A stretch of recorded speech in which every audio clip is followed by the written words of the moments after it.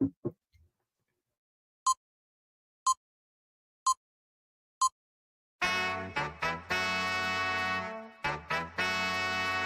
go Mets. Let's go Mets. Let's go Mets.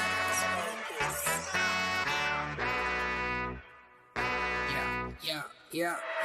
You gotta believe and invest with your heart. Orange and blue till Mets do us part. Spring training, oh yes, it's the start. City Field gritty till Mets do us part. Hit home runs and knock it out the park. Big Apple till Mets do us part. You gotta believe and invest with your heart. Listen to the show till Mets do us part. John from Brooklyn, Ibby reps NJ. With the other team, I don't care what your friends say. Mets fans, we focus like a sensei. Listen to the podcast Monday, Wednesday. Made a couple bad plays, but we still won. Character, yup, we're gonna build some. Are you gonna check the pod? Is real fun. Just like Mookie, I will, son. So invest with your heart. Orange and blue till Mets do us part. Spring training, oh yes, it's the start. City Field gritty till Mets do us part. Hit home runs and knock it out the park. Big Apple till Mets do us part. You gotta believe and invest with your heart. Listen to the show. Available now on all streaming platforms.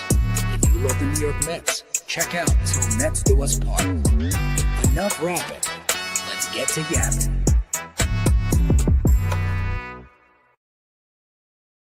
Yo, what's going on, everybody? Welcome into another episode of Till Mets Do Us Part, where we are live on YouTube, live on Twitter, like we are each and every single Wednesday, but do not attempt to adjust your sets. We are coming to you a little bit later this week, and that is intentional. It is by design, about an hour and a half late, and it is with good reason. We have some amazing guests with us here for all of you this week. But before we get into that, John Saponaro coming to all of you from Burbank, California, where it is sunny, it is warm, it is beautiful, it is 81 degrees Fahrenheit. And that means my co-host, Matt Ibanez, holding things down back in New Jersey, where Ibby, I'm sure it is none of those things. But how you doing, man? I'm doing fantastic, John. Thank you for bringing up the weather as always. And thankfully, you're a little bit outnumbered this week because the ones that are joining us are with me on the East Coast, so they have a little bit of an understanding of what is going on over here. But the weather hasn't been all too bad because it's been 50 degrees the last 2 days, and it's felt like 80 degrees. So I will take that every single day. And like I said on previous episodes, the seasonal depression is working its way out as the sun finally is starting to show. And smiles are abound because Mets baseball and spring training is abound. And things are happening. There's a lot to cover because a lot has gone on in the past week since we've gone live. And I'm excited to talk ball with our guests this week. I am a little upset. Mainly because when I do a show, I always am very careful when it comes to the hat that I choose. And I did get this brand new hat, which I love, and it's fantastic. But it would have really been nice this week if I had finally gotten my Syracuse Mets hat that I've been trying to get a hold of because it would have fit for our guests this week, but apparently didn't happen. It's okay. Once, hopefully we can get them back on, by then I will have that hat. But other than that, it's Wednesday. It's a little bit later. The red light's on. Let's have some fun. We are ready to rock. And, you know, it's funny. Armand in the comments saying, screw you, John, and you're 81 degrees. And we got Carlos Ramos saying Armand takes the weather personal. And you know what? It's easy for Carlos because I think Carlos lives in Puerto Rico now. So when you have nice weather all the time, it is easy to be a bit of an asshole about the weather. So I feel like that is the perfect segue to bring on our guests who are both coming to us live from Syracuse where they reside. And Ibby, you said that they outnumber me alongside you because of the East Coastness. But you know what? They're dealing with way worse weather than even you are. So without further ado, let's bring them on. We have Ashley Wenskoski and Samantha Croston from the Why Am I a Mets Fan podcast. Ladies, thank you so much for joining the show. And I hope that you are warm in beautiful Syracuse, New York. Yeah, listen, we're trying to stay warm. Honestly, today was like one of the first days I feel like that it was sort of 40 degrees, maybe. At least seasonable. Yeah, you can still see that I have like the vest on with the fur. Like it's not. It's been quite cold. It's very cold up here, but we're trying our best. Today was like, you know how that is when it's normally like 20 degrees or 30, and then a 40-degree day, all of a sudden you're like, this is summer. It's great. Yeah, exactly. Yes. Listen, I live in LA now, but I am from New York City. So I do know when you get that false hope of the spring back on the East Coast. And I have spent some time in my life in Syracuse. Everybody is always going to reference Dinosaur Barbecue. But before we get into the Mets conversation, I have to ask both of you, do you know about Funk and Waffles? Of course. I live right downtown in Armory Square for anyone who is familiar with the Syracuse area, but Funk and Waffles, the place you're talking about, is legitimately one street over from me. So yeah, great. I have to say Syracuse has exceeded my expectations on the food that they have here, especially like Italian and Funk and Waffles and places like that. Yeah, Funk and Waffles is great. I feel like it's a Syracuse staple. Like if somebody says Funk and Waffles to me, I'm like, oh, so you've actually been here. Yes, agree. Yeah, exactly. And that's, I'm a food guy. I used to travel for work like every week. So I've been to Syracuse a lot, and that is my favorite place. Also, I think with Dinosaur, you know, it's the first location, it's the landmark location or whatever, but you can get Dinosaur Barbecue in other places now. And so I think it's got a little bit of the bloom is off the rose as far as being like a Syracuse staple. Cause you know, there's one in downtown Brooklyn, or at least there was, there's one by, what is it, the Prudential Center in Newark, or at least there was. I don't know. I haven't been on the East Coast in a while. Ibby, you're nodding your head. Have you been? Have you been to Dinosaur? I have not. I have not. I always joke on the show, I've never really get a chance to travel that much, even within the state of New Jersey. You live in New Jersey. I'm aware. But like I always say, when it comes to having these kids, they kind of shackle me down a little bit when it comes to travel because of expenses. But I have not tried it, so I am out on this conversation, unfortunately. All right. Well, you know what? Let's get you back into the conversation. First, shout out to everybody in the chat. Of course, we have about 67 people and growing. I'm sure that number will continue to grow into the conversation. Got Zero Cool, Carson D, Christine G, Carlos Ramos. We got Chad. We have Stan from Westport, Cindy McGrath. I said Jeff Cohen. So many folks here already. Mr. Nobody, GSD, Armand, Lisa G in the house, Darren Rivera.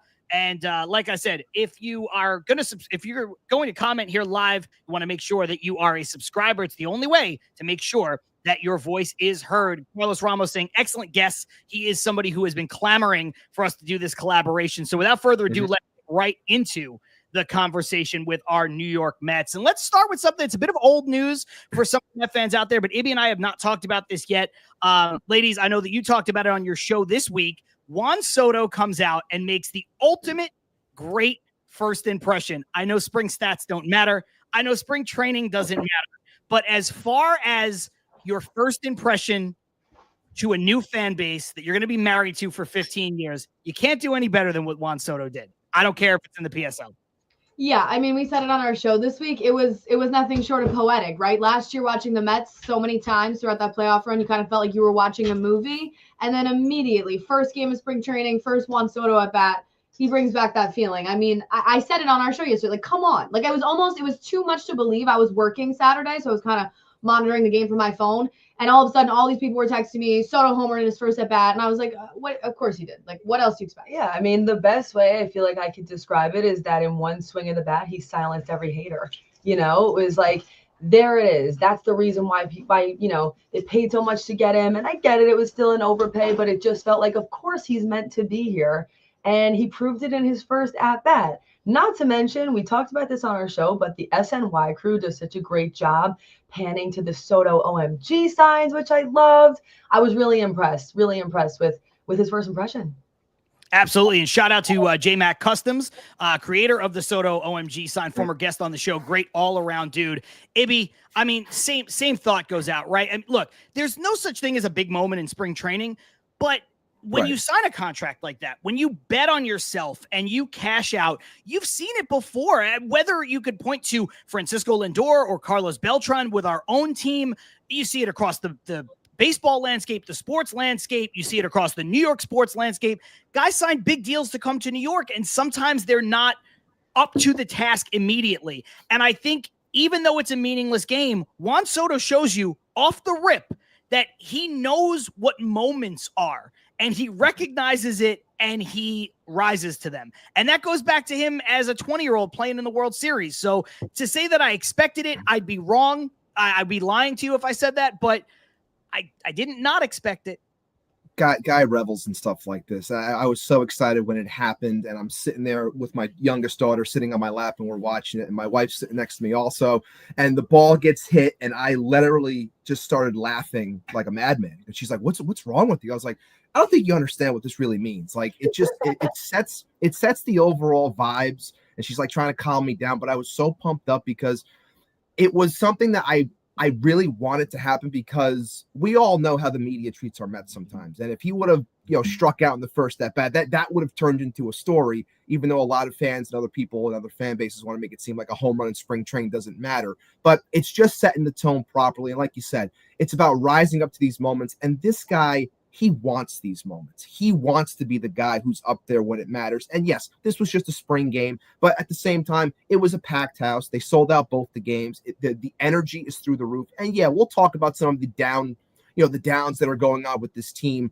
throughout spring training in the early going. But overall, people are still feeling good. And the fact that he puts that ball over the fence, it just sets things off with the right tone. I was pumped up. Clearly, we were all excited, as all Mets fans should be, in hopes of what can be a very special season and, of course, a very special marriage for the next 15 years.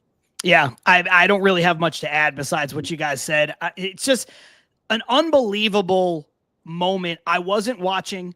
I found out on Twitter, and I was just like, of course. Of course, a smile just crept over my face as I looked at it. And then, of course, I watched the highlights, and to see him go to left field. And I'm somebody that has talked a lot, like Carson in the chat, Carson over at Mets Weekly, talks about the importance of, pulling the ball with authority. And yes, of course that's important, but it is less important for these players who have this unbelievable resume and this unbelievable power potential. And Juan Soto kind of falls into that category, of course. So to see him take a pitch, hit it where it was pitched, and go out to left center field, deepest part of the ballpark for him, and get it over the wall, and a ball that would have been out in all major league ballparks. Absolutely incredible moment.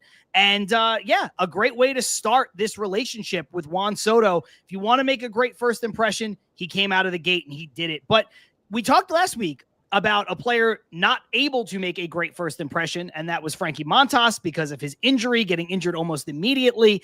It is a bad time to be a Mets player whose name starts with the letter M. You've got Montas, then you get Madrigal, then you have Manaea, and even I'm gonna include Starling Marte in this because I'm not sure what's going on with Starling Marte and his legs. There was a report today that his knee hasn't been healthy since sometime last year. Listen, I have 38-year-old knees too, but I don't know, man. Something is fishy going on with Starling Marte. But Manaea is the big news. And, Ashley and Samantha, I watched your show this week. I heard you guys talk about it. This is obviously a bigger blow than the Montas situation because he's a guy who was brought in, Manaea, to be the ace or co-ace of this team. $25 million a year in AAV is nothing to sneeze at. They think it's going to be a short injury, but I don't know. Obliques are tricky, and it's got to scare you a little bit. Yeah, I think we talked about this yesterday with that Manaea injury. It's like it's the Mets, right? So the minute they say, "Oh, the Mets expect him back in mid-April," I don't always trust that because I've seen one too many times that turn into mid-May or mid-June. So the Met month, right? The Met month. Yeah, Met month. Yeah. Will they be okay if he actually comes back in mid-April? Sure, I think so. How likely is that? You mentioned it. Obliques are hard. I don't know. I mean, I think you just look at the rotation as a whole without Manaea and without Montas now all of a sudden, and you really don't feel good about it. And I don't know what's in the air in Port St. Lucie, but their opening day starter, I mean, how many times does it feel like we get to spring training and the guy who's supposed to start opening day gets hurt?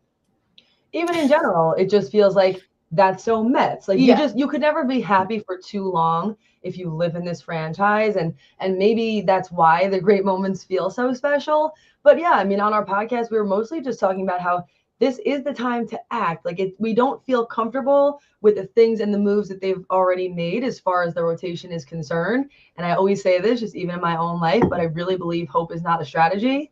And I feel like they need to do something more than hope and pray that things are going to get better, because when the Mets do that, bad things happen.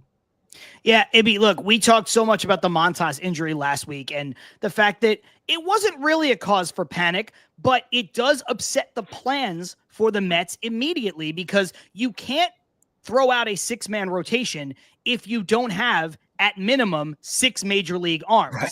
And all of a sudden, Montas gets hurt, and that makes it, well, do we really have 6 major league arms to do this? Is it worth it? There were even reports coming out of spring training that they're probably not going to go that route. Now you have Manaea go down. This is a much bigger deal. So you and I have not talked about this off air or otherwise. You wake up to the news. What was your initial reaction when you find out about Sean Manaea? Let's see. It was more like, here we go again, or can we please change the water in Port St. Lucie, as Carson always alludes to, because something clearly keeps going on.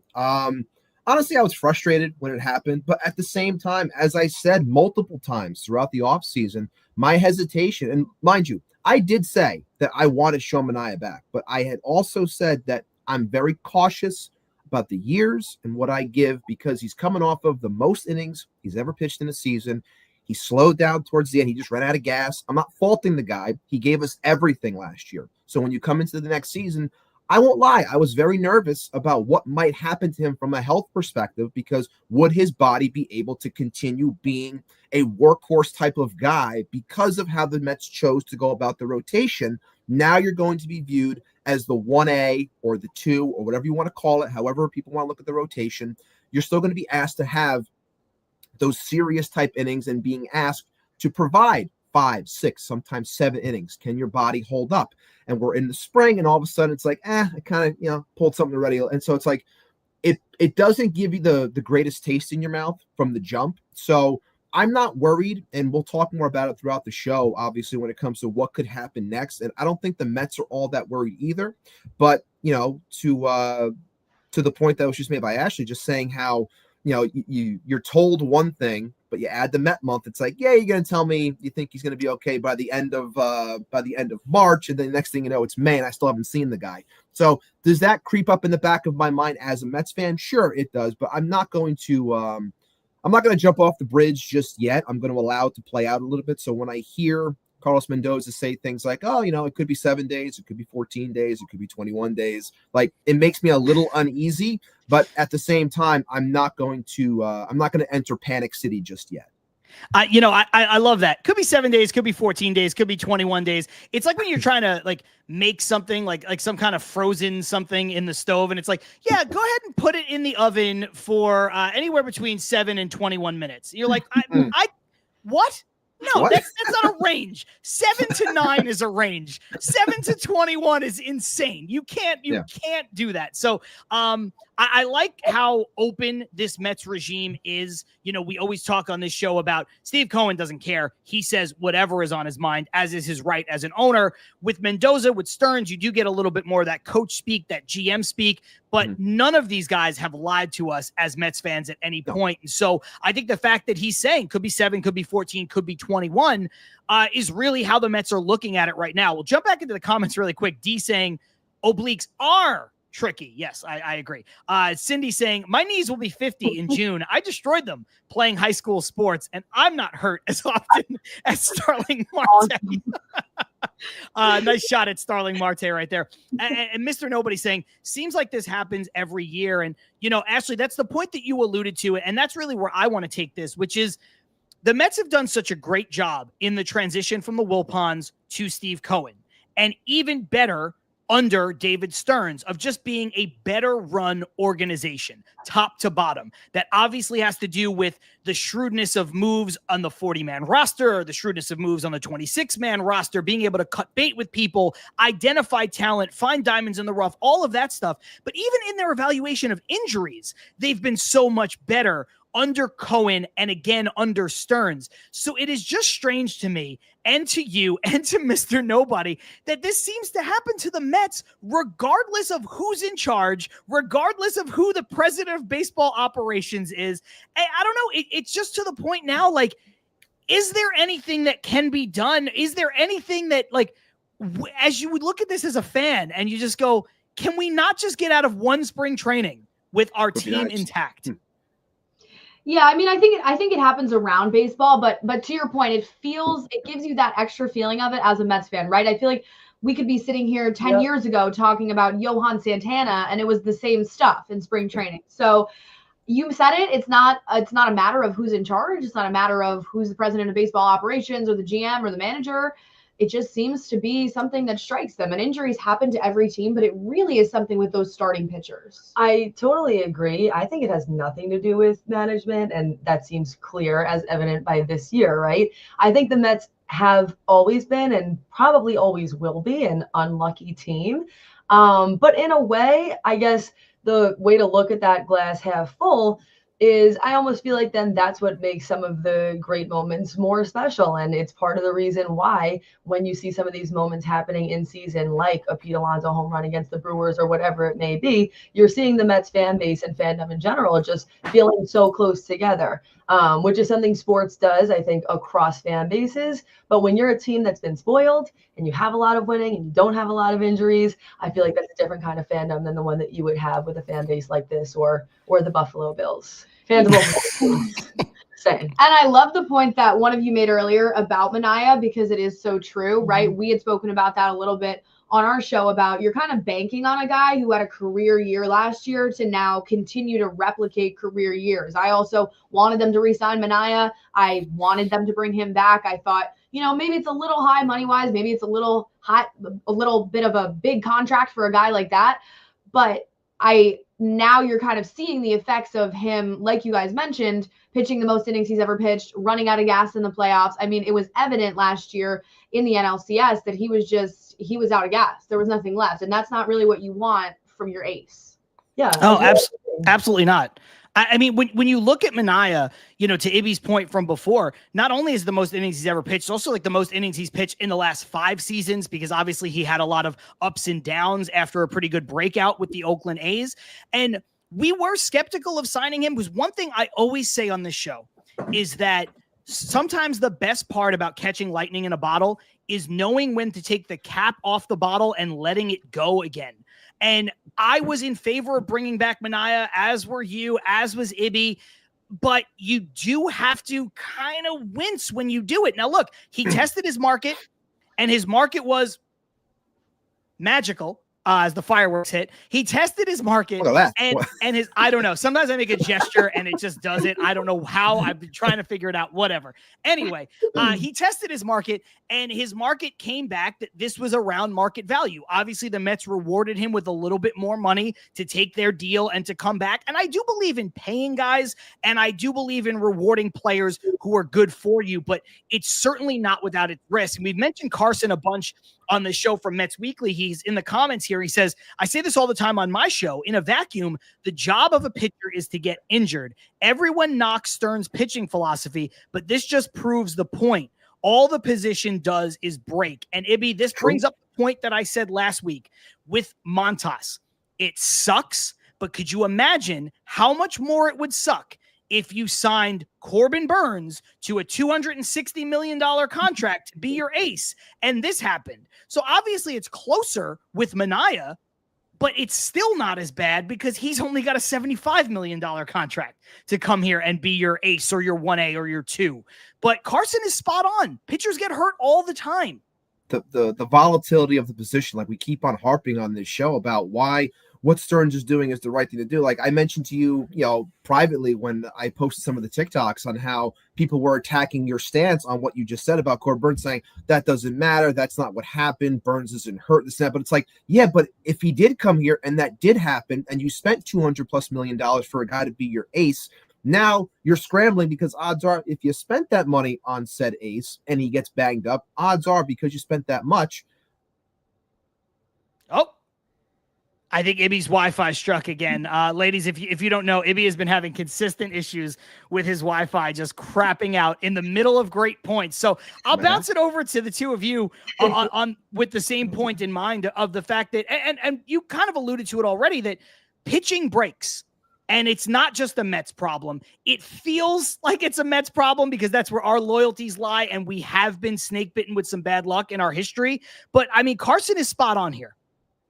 Yeah, no, I agree. I think, well, first of all, let me just say something. I love your analogies. I'm a big analogy girl, and I love the fact that you always have an analogy ready for something. It's so awesome. Thank you. But I agree. I mean, I feel like that's what makes baseball so challenging. And I honestly give ownership and decision makers a lot of props because it's so tough to know what's going to happen. Yes, you're right. It's like we could have signed Burns and then he could have been great, or he could have gotten hurt. How do you really know? Like, ultimately, I think it comes down to making a decision and making it right. And this is the route they decided to go. I guess in a way that means that, yes, they spent less money, but in a way there was a risk there, understanding the fact that Manaea is on the older side. Do I think it was the wrong decision to sign Manaea? No, I still don't. And I'm not going to just take that back just because he got hurt, because honestly, nobody could have predicted that. So I'm not going to get off that bandwagon now. I still think that there's a more than likely chance that he will be back soon enough and is still going to be somebody who they can rely on. But I just think since they went this way, and because the ownership always seems to be kind of playing chess, not checkers, it's time for the next move now. And it's time to be a little proactive in the things that you do to make this a little bit stronger as far as depth is concerned.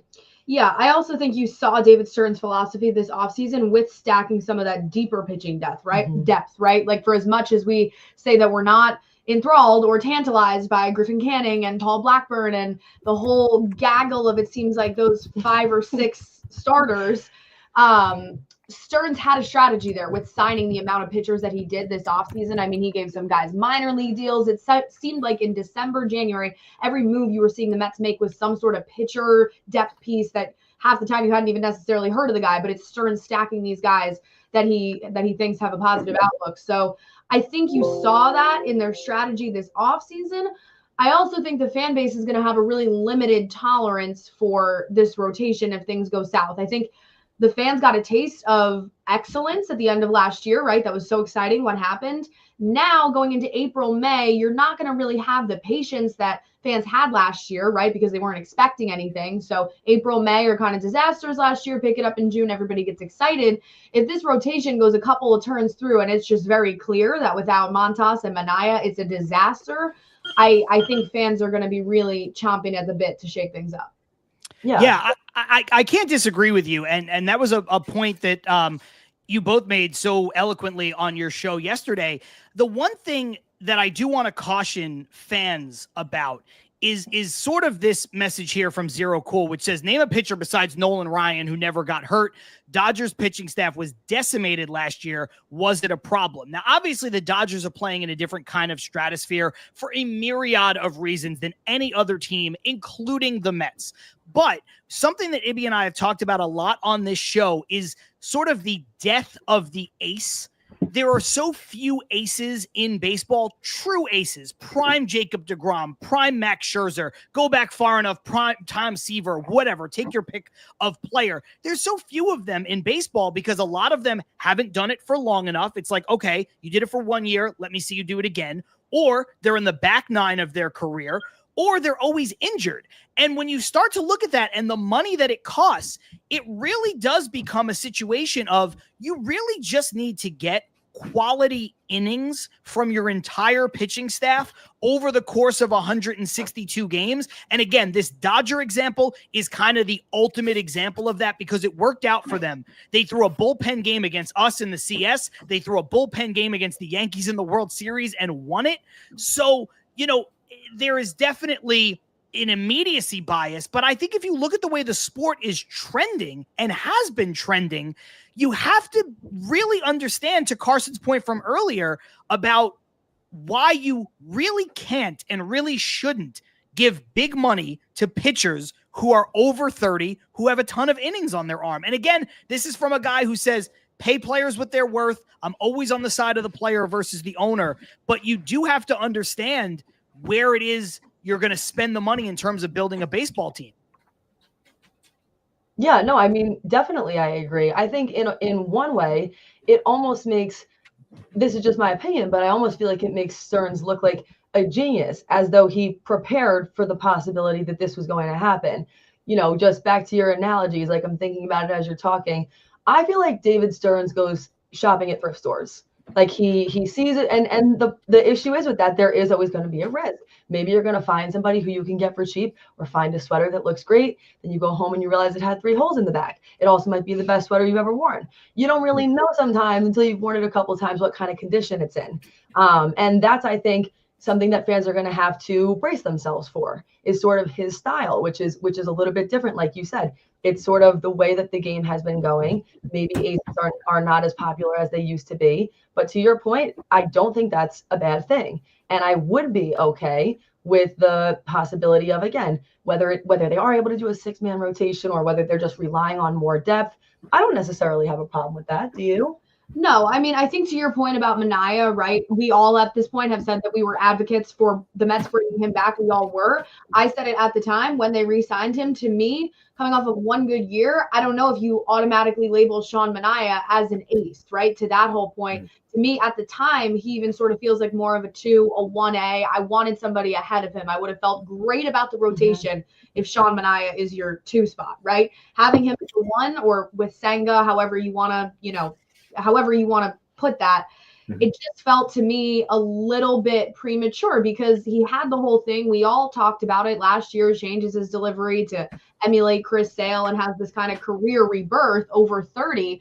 And that's awesome. But you are taking the risk that he can't necessarily replicate a career year for the next 3 years. So I love that point that you guys had, though, about kind of the death of the ace. That's like a great way to put it, because I truly feel like you have seen that throughout baseball in the last 10 or 15 years. It seemed like, 10 years ago, you go through every team, identify, all right, they're bona fide number 1. And now that's not so much the case. I also really appreciate the thrift store reference, because as somebody who does a lot of vintage clothing shopping, as a matter of fact, the hat that I'm wearing and the pants that I'm wearing are both from a vintage store. And that's exactly what it's like. Ibby, welcome back to the show. Nice to have you moving around again. I figured it was proper to show the ladies that, what usually happens on here with my crappy Wi-Fi. So I figured I'd show them exactly what it's like to look at me frozen and see me stop, midpoint. Well, Ibby, Chris Torres says, nice face, Ibby. And Odd Villain said that you look like Fire Marshal Bill, which I think was a little insulting. But I had to bring it up. I had to bring it up just because, that's what we do on this show. So I think the natural segue from the Sean Manaea conversation, and we've all been kind of dancing around it, is what happens next. So I'll pull up this question from D and direct it first to Ashley and Samantha, because that's where the question is directed to in the comments, and also because you're our guests. And then Ibby, you and I'll take a swing at it. But it says Ashley and Samantha also, now we need a quality starting pitcher to bolster this wounded rotation. So do you think that they should go outside of the organization and bring in a starting pitcher with these 2 injuries to Montas and Manaea?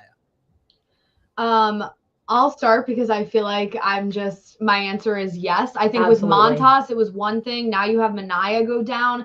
I mean, sure, it might be a couple turns through the rotation. And if it really is the best case scenario and it's, twice through the rotation and then Sean Manaea is back out there, then maybe you can survive that. But if it's not that, which I feel like we all have seen this movie before, even if it's 21 days or 1 month without Sean Manaea, sure, April's not going to sink your season. We saw it last year. But to my point before, I think the fan base is really not going to have a tolerance for that when you know that there's guys out there like a Jose Quintana that want to be on the team. Quintana, I've seen some stuff. I don't know how cheap he's going to be with the Cohen tax and going over that luxury tax threshold and all of that.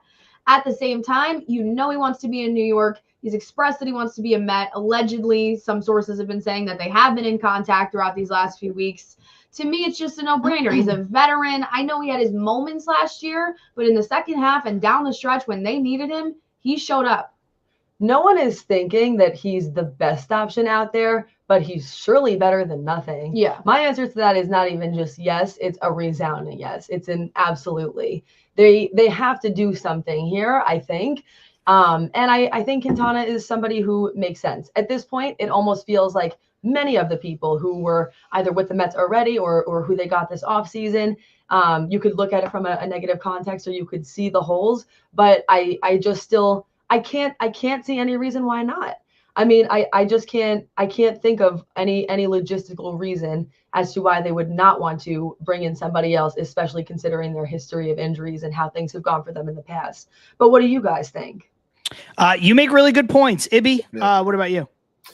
As always, I try to look at this in the sense of how I think the Mets are going to attack it. And as it was just mentioned before, about that Cohen tax, and John, you've covered this in depth on previous shows, how we're paying 110% on the dollar, where it's like, yeah, you can sign him for $10 million, but that's really 21 million. And it's like, Ken Rosenthal was talking about this today on Foul Territory, and he was saying I like Jose Quintana. He's a nice guy, but would I pay $21 million for Jose Quintana, even though the Mets are kind of in a bind right now? He goes, I don't think I would. And I don't think a team in that position would do that. I understand how it makes sense because he's a veteran. He can provide some innings. He can help you, get through this rough patch. But I think for now, this team is going to trust their overall pitching lab, what they have working for them. They're going to stay with what it is. They're going to go with a 5-man rotation for this first month, and they're going to see, can we work through this? And if they can't,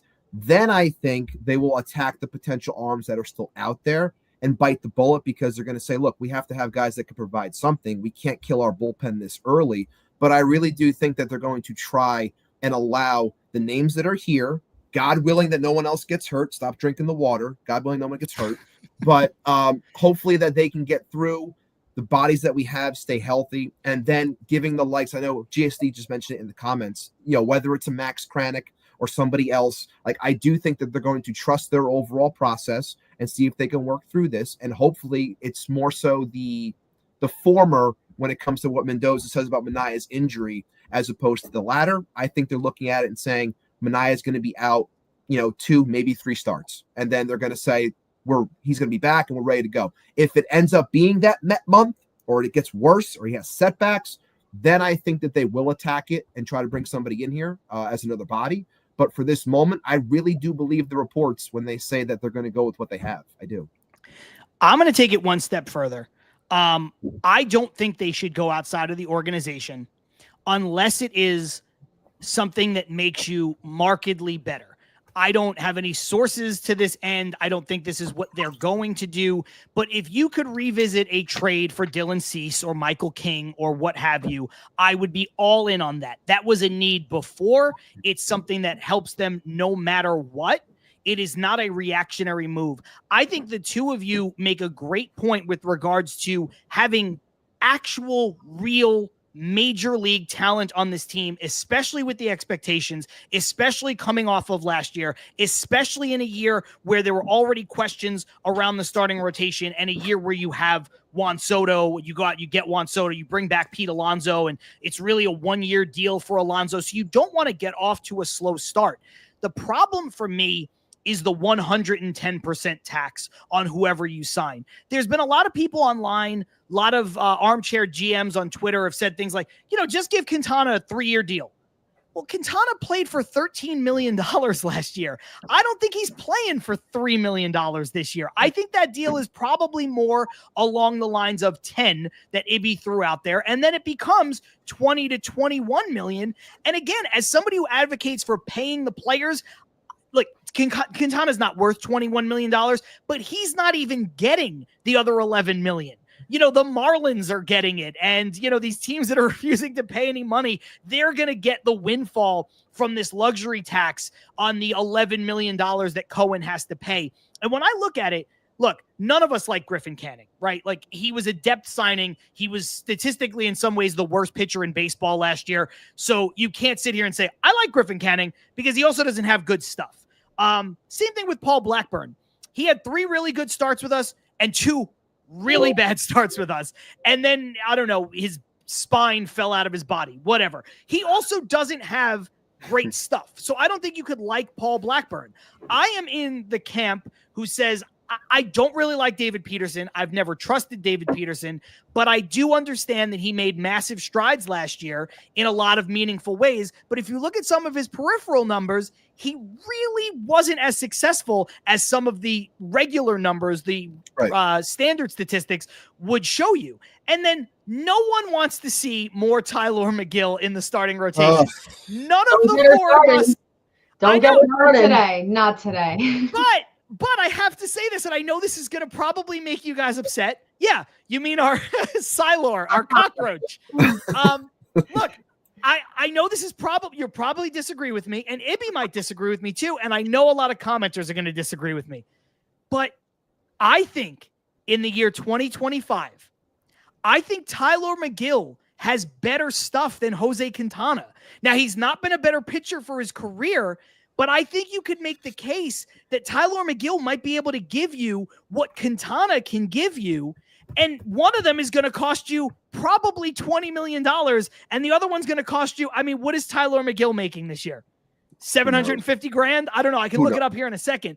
But I just think if this is a short-term injury, you have to just roll with what you have and not shoot your shot on acquiring a pitcher unless it's a pitcher that is going to really put you over the top, the Dylan Ceases, the Michael Kings of the world. I'm sure you ladies disagree on this, but I don't want to see Tyler McGill. I want to preface it. I don't want to see Tyler McGill, but I think he's going to be better than Jose Quintana in 2025. Yeah, I mean, I agree with you in terms of a fundamental financial standpoint. Obviously, that all makes sense. At the same time, the Tyler McGill fatigue is like Tyler McGill expired. His shelf life on this team expired 3 years ago. I agree. Said it on our show. It's starting to invoke feelings of, is Tyler McGill going to be a Met for life? Like, is he just going to be the 6th, 7th spot starter forever? Because I'm not seeing any evidence that they plan on getting rid of him. I mean, I agree with what you're saying in terms of you don't add someone unless it's really worth it to add someone. Do I know if he can give you exactly what Quintana gave you last year? I don't know. What drives me insane, I feel like I should explain this because Tyler McGill gets a lot of hate, and I feel like I need to give a basis behind it. Hate from her. From me specifically. What drives me nuts about Tyler McGill is I put him in the Steven Matz category of his mound composure. And I know that's not the thing at all the top of our minds. His mound composure, when Tyler McGill gets in a jam, you almost see him start to panic on the mound. And to me, that is what drives me insane. I mean, to me, why are you starting for a game for the New York Mets if that's what's happening, right? We saw that with Steven Matz so often. He's just the first guy that comes to mind. But when Tyler gets in trouble, he can't really pitch his way out of it. That's it. It's over. He's going to give up 6 runs. Anxiety and pressure to laugh at him a little bit. I feel like he's a clinger. He's a hanger-oner on his team. And we may not be able to let him go, I fear. But yeah, I don't know. I think I do disagree with that. I do think that Quintana could do a better job than Tyler McGill. She's brainwashed me a little bit. Now I feel like I became a hater when I initially was not. And I actually didn't think, I thought his stuff in certain moments was like, I actually felt grateful to have him then, or I thought it was better because he was here than if he wasn't. But I see where both of you guys are coming from. If it is short term, then maybe it is one of those things where you wait it out. Maybe I just feel negatively because I just feel like these short-term things, to your point, it's like, oh, well, it's going to be, 7 days to 3 months. Like we can't be doing all that. And I feel like it just always ends up on the longer amount of time that these players end up being injured. And I wouldn't want to see a situation where the Mets waited it out and then it was a slow start similar to last year. And then it becomes too late and you can't get the same guys that you maybe had the chance to. I don't like to be reactionary. That makes me feel nervous as a person and as a fan. But I see what you mean, where jumping the gun almost feels reactionary in its own right. So I don't know. I think, again, it's one of those things where either decision could be the right one. But we'll have to see what the Mets ultimately end up deciding. Yeah, I think what has separated the David Stearns, Carlos Mendoza, Steve Cohen Mets from the previous regime has been not being reactionary, right? We've seen them be reluctant to do that, and that's paid off many a time. But Tyler McGill, I mean, the Tyler McGill fatigue is real. To his credit, this is the one thing I have to say that's nice about him, the only thing. Well, his mom, yeah, a lovely lady. And also in Syracuse with the Syracuse Mets, we got some chances to speak with some of them last summer. Mike Vassell, who's no longer with the Mets organization, Sproat when he came up, Dom Hamill, a few of those guys that have been down in AAA. And actually a lot of them, Vassell and Hamill notably, kind of cited McGill as a really positive influence on them, coming up through the minor leagues. He had been a really good influence on their pitching style and he had taught them a lot of things. I don't know what he's teaching because it doesn't really seem like it's, had success up in New York, but those that can't do teach, right? Isn't that what he's saying? Jump back into the comments really quick. Cause I think, what you said about either one of these situations could be the right move. I think that's really what anybody listening to this show tomorrow as an audio podcast, anybody watching later on, anybody who's watching live needs to understand. I agree with the two of you across the board. The fatigue is real. Carlos Ramos says, excellent point from Ashley. Absolutely nailed it about McGill's horrible body language. He looks like a guy who wants to be taken out of the game. And I agree with that too. I just don't think that you can go out and spend more money now when you're already over the tax and be reactionary, like you said, where the previous regime would do that. They had this hair trigger to react to things. And I don't know if you want to spend your resources now when you can just wait it out a bit and see what it's going to look like, this roster, this team in 3 weeks, a month, even 2 months, whatever the case may be. A couple more really good comments here. Carson saying McGill is making 2.3 million-ish. Thank you for that. GSD saying, I don't even want to see his mom. Talking about Tyler McGill. That's mean. That is mean. It is. I agree that that's too far. We got the wrong McGill. It's okay. We got the wrong McGill. It's all right. Carlos His brother's Ramos, a lot better. His brother is better. Carlos Ramos saying $10 million is the number for Quintana. It will be $21 million with the tax, but if we're serious about winning a World Series, you can't hurt this bullpen early in the season, so you just need to make the move. I see his point, but again, $21 million for Quintana. If you're serious about winning a World Series, you can't make that argument in April. That's where I'm going to disagree.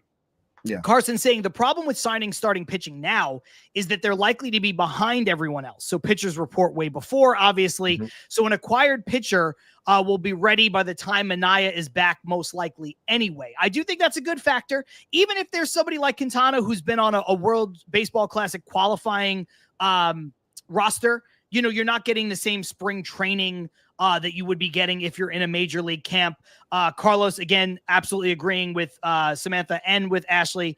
And then Armand taking a different strategy, saying they should sign 2 starting pitchers to minor league deals so that they don't have to pay the tax. I just don't know where those minor league deals are, Ibby.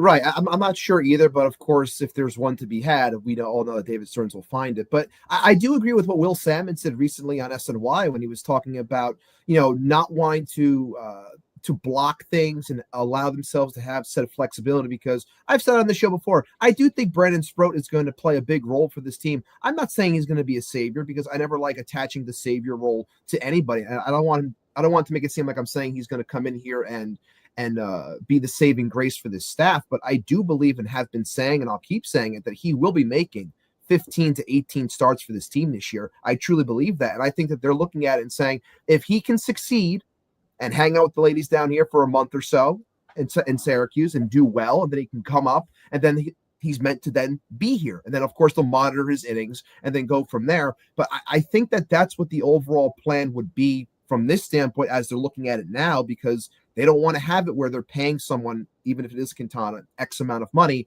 because then it's like, well, now we're paying him this money. We can't let him go. Like, he has to be here now. And then it kind of blocks and stunts the growth a little bit of a Brandon Sproat. Now, I'm not saying that that's right or wrong. I'm just saying that I think that's what is ultimately going to happen. And I've also been an advocate for Brandon Sproat. I want him to be here because, let's be honest, 24 years old, a top 50 prospect in the game. It's time to go. Like, this is the time to see what he can provide to you. If you're a contender and this guy's a top 50 prospect, he should be here providing you with real game bullets, if you will, to go out and do something. It's time to find out, can this kid do it? And I think, like I said, 15 to 18 starts is definitely in the cards. Which analogy do we prefer? Darren Rivera is saying McGill is a cat with 9 lives, or was it Odd Villain who said that he's a cockroach? Which one? Cockroach. Cockroach. Yeah, they're saying cockroach because that's what I said a few episodes ago. Oh, okay, gotcha. Good. Okay, there you go. Then cockroach. On the podcast. Yeah, I don't know. I got like mad one day talking about it. I'm like, just like a damn cockroach. Like, you just never kill him. Like you stepped on him yeah, many a time. You've tried multiple shoes, and somehow he's like getting through the crevice in the shoe where he's staying alive. I'll go cockroach on that one. All right. Well, you know what? I'm going to go with cockroach. I did not realize that came about on your show, so I'm going to side with you on this one. Look, this next topic kind of pales in comparison, it would seem, to the fallout from the Manaea injury. But while we have you ladies here for the next 10 minutes or so, we do have to talk a little bit about the situation with Nick Madrigal. Wasn't really expected to be a big factor on this team, but I think he did have a dark horse chance of making the team if Beatty stumbled, if Acuna stumbled. This is a guy who very much in the profile of Jose Iglesias plays plus defense at 2 positions, second base and third base. And I think they were obviously going to give him an opportunity to see what he could do at shortstop. He gets a very short amount of time to do that as he takes a weird tumble, dislocates his shoulder. You find out there's a fracture in the shoulder. So he's basically out indefinitely. His entire Mets tenure might be over with the kind of injury that he just suffered. And the question then becomes similar to the Quintana one, which is now, do you pivot and bring back Jose Iglesias? So I'll ask it to both of you, Ashley and Samantha. Do you pivot and bring back Jose Iglesias, another guy who was here last year who played arguably a bigger role than Quintana because he was such a spark plug on the field and off the field, and another guy who wants to be back, but is another lightning in a bottle situation? I don't think this guy's going to hit 340 again. He is going to give you elite defense, but I don't know if he's going to be as good as he was last year again this year. To me, I mean, look, we said it on our show. Sometimes I feel like, okay, I don't believe in this stuff, but like the universe with Nick Madrigal getting hurt in his, second game of spring training might be trying to tell you something. I don't know. I know that on like a very routine play, like fairly routine, all things considered. Come on.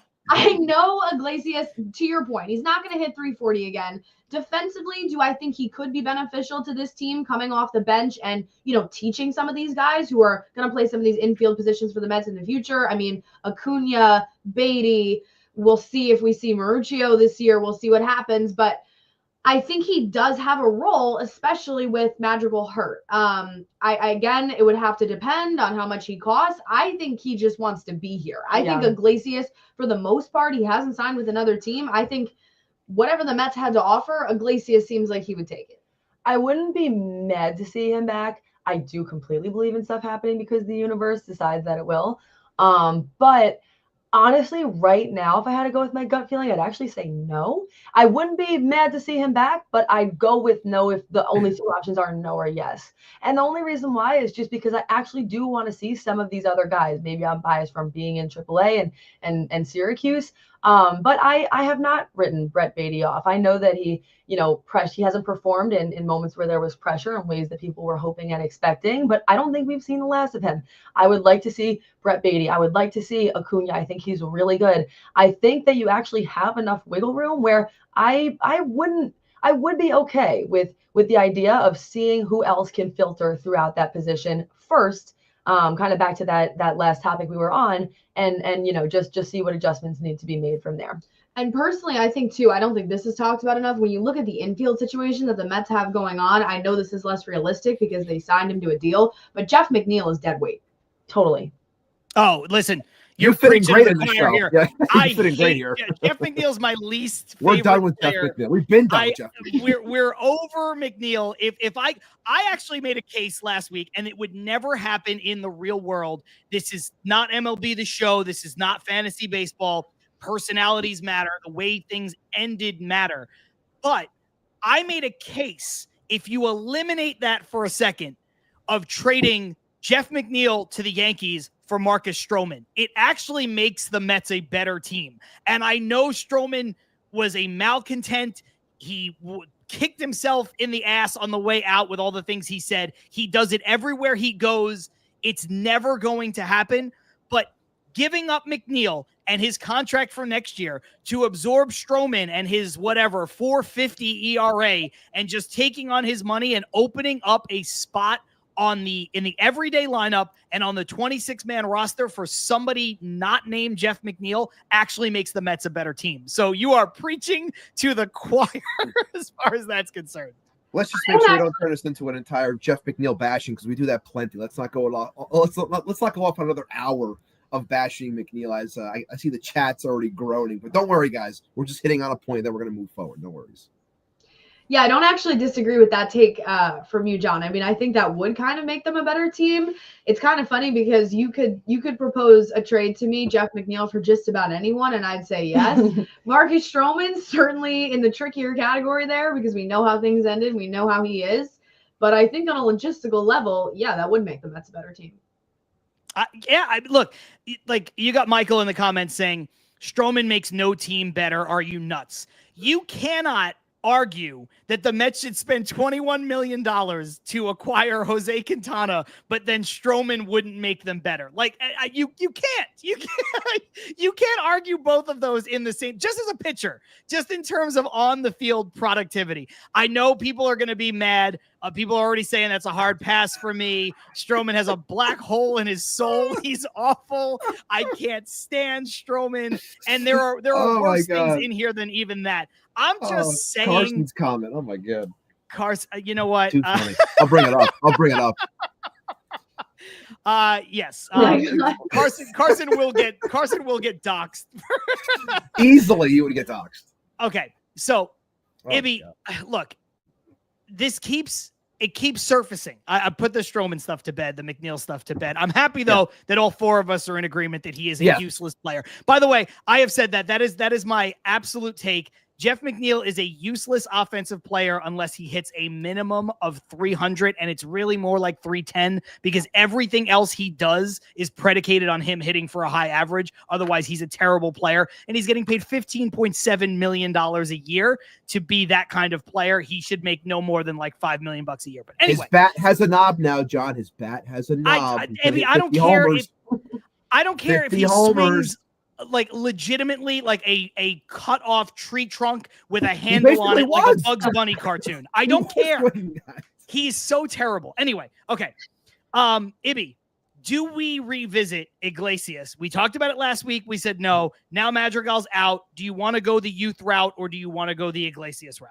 I'm still going the youth route. It's the money thing, but it's also I always go back to listening to what David Stern says. I don't believe he ever lies to us. I think sometimes you get some coach speak, some GM speak, but for the most part, everything he says is on par. And I go back to last year when we were talking about Beatty and Vientos and people clamoring because they wanted something more. They wanted veterans. They wanted something that they knew. And he would say, I have to see, or we as an organization have to see what these guys can provide. So when Samantha's mentioning that she wants to see guys from Syracuse come up or, these minors guys get a chance, it's like, I'm in that camp too, because I believe that David Stearns is in that camp. And he says, we have a glut of middle infielders. We have a lot of guys that we have no idea what they can provide. And I said it last week, like people use the 14 games as a detriment against Luis Angel Acuna. But at the same time, it's like, okay, well, let's give him more opportunities this year. Let's find out if there's actually something there. You're going with a 20-something-year-old kid, but you want to opt for the 30-plus-year-old journeyman who's coming off of his best career or his career year. It's like you want to pay that and keep using that and think you're going to, catch lightning twice. And to John's point before, sometimes you just let it go. We talked about previous years. You had Aaron Loop. It was fantastic. Let him go. He hasn't done it since, and he's never going to do it again. I love Jose Iglesias. He was fantastic. I loved OMG, but this is a different team. It doesn't have to be that again. Is he a good player? Is he good for the clubhouse? Sure. But I think that this team's at a point where you got to see what you have because of this overall glut. And let's find out if Luis Angel Acuna or Jet Williams or whoever else, Ryan Mauricio, if he gets healthy enough, let's find out if these guys can actually provide something, because that's how you create sustainability. You want to create this wheel of keeping things moving forward, not just relying on someone for what they did for one season. Yeah, the only thing I can add is what I said last week. I'll just echo the sentiment as briefly as I can. The only way Jose Iglesias makes tangible sense for this team, the way the roster is constructed, is if you were able to trade Jeff McNeil. Then you can do a lot of different things where Iglesias becomes your platoon partner for whoever else it is, Beatty, Acuna, Mauricio, Jet Williams on a outside looking in chance. He's also your backup shortstop, your backup third baseman. He's a plus defender at all three of those spots. And then you allow one of those kids to eventually take over second base. But with Jeff McNeil on the roster, it just doesn't make sense. And like I said last week, McNeil's versatility on defense is a myth as far as this team is concerned. He is a second baseman. He can't play shortstop. He either can't or won't play third. And I don't see a point in putting him in left or right field, even in spot start scenarios, because this team, as they are currently constituted, have 6 actual outfielders on the team. Soto, Siri, Taylor, Nimmo, Winker. Who am I missing? And Marte. I would rather have any one of those 6. Legs or no legs. Yeah. No, I would rather have Starling Marte cut in half at the waist and with the mechanical legs like the villain in Wild Wild West play the outfield than Jeff McNeil be on the team. Okay? That's where it's staying. Anyway, ladies, thank you so much for giving us an hour of your time for this outrageous show that we do. I believe in giving people their flowers, so I'm just going to bring up this comment from D that says, these ladies are good. I agree. You guys are great. I agree too. Is there anything, before we let you go, is there anything we didn't get to, anything that you want to make a point on with regards to the Mets, the upcoming season, what they've already done, anything like that, that either one of you, both of you, want to say to people who maybe have never seen you guys before? I think the only thing I would say is sort of just fresh on my mind since we were just talking about Jeff McNeil. No matter what moves you make, remember the fact that the culture on a team and the clubhouse is important, more important than people realize. You know, there's a reason why this team had such a big turnaround last year. And sometimes, even if you're a numbers guy or girl, a stats guy or girl, you have to be able to look beyond that and actually see what people are contributing with their personalities and the way that they mesh. I think that the Mets culture is precious and a really great culture compared to a lot of other teams. That's why you see the Yankees in shambles. Should we have facial hair? I don't know what to do. The Mets are so great. It gets people nervous. And so that's the only thing I'd really say is I think that the culture needs to be protected. And while bringing in athletes and players, that's something that the ownership and decision makers should think about. Yeah, I agree. And I agree with that regarding Iglesias a little bit too. I think the last parting thought on my mind in regards to the Mets going into 2025, I touched on it a little bit before, is that I know it's crazy to say, but we had some of these discussions a few weeks ago.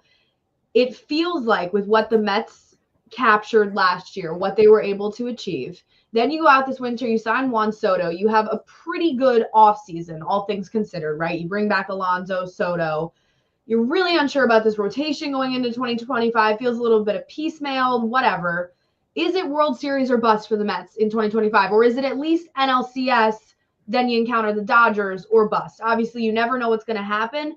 But I think there's a little bit more urgency around this team than there has been in recent years, right? Last year, you make it 2 wins from the World Series. You make it to the NLCS. Nobody expected that. Now you set that precedent in a way, which is crazy to say as a Mets fan. Steve Cohen's on the record saying he wants to win a World Series in the first 5 years. Well, this is year 5. I think the Mets as a fan base and as an organization have a little bit of urgency going into this year. I don't know what, I mean, I can pose that question to you guys. You know, World Series or bust sounds insane when you consider the fact that the Dodgers exist. Is it at least NLCS or bust for this team?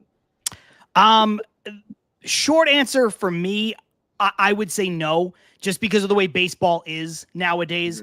I think you just need to get into the playoffs.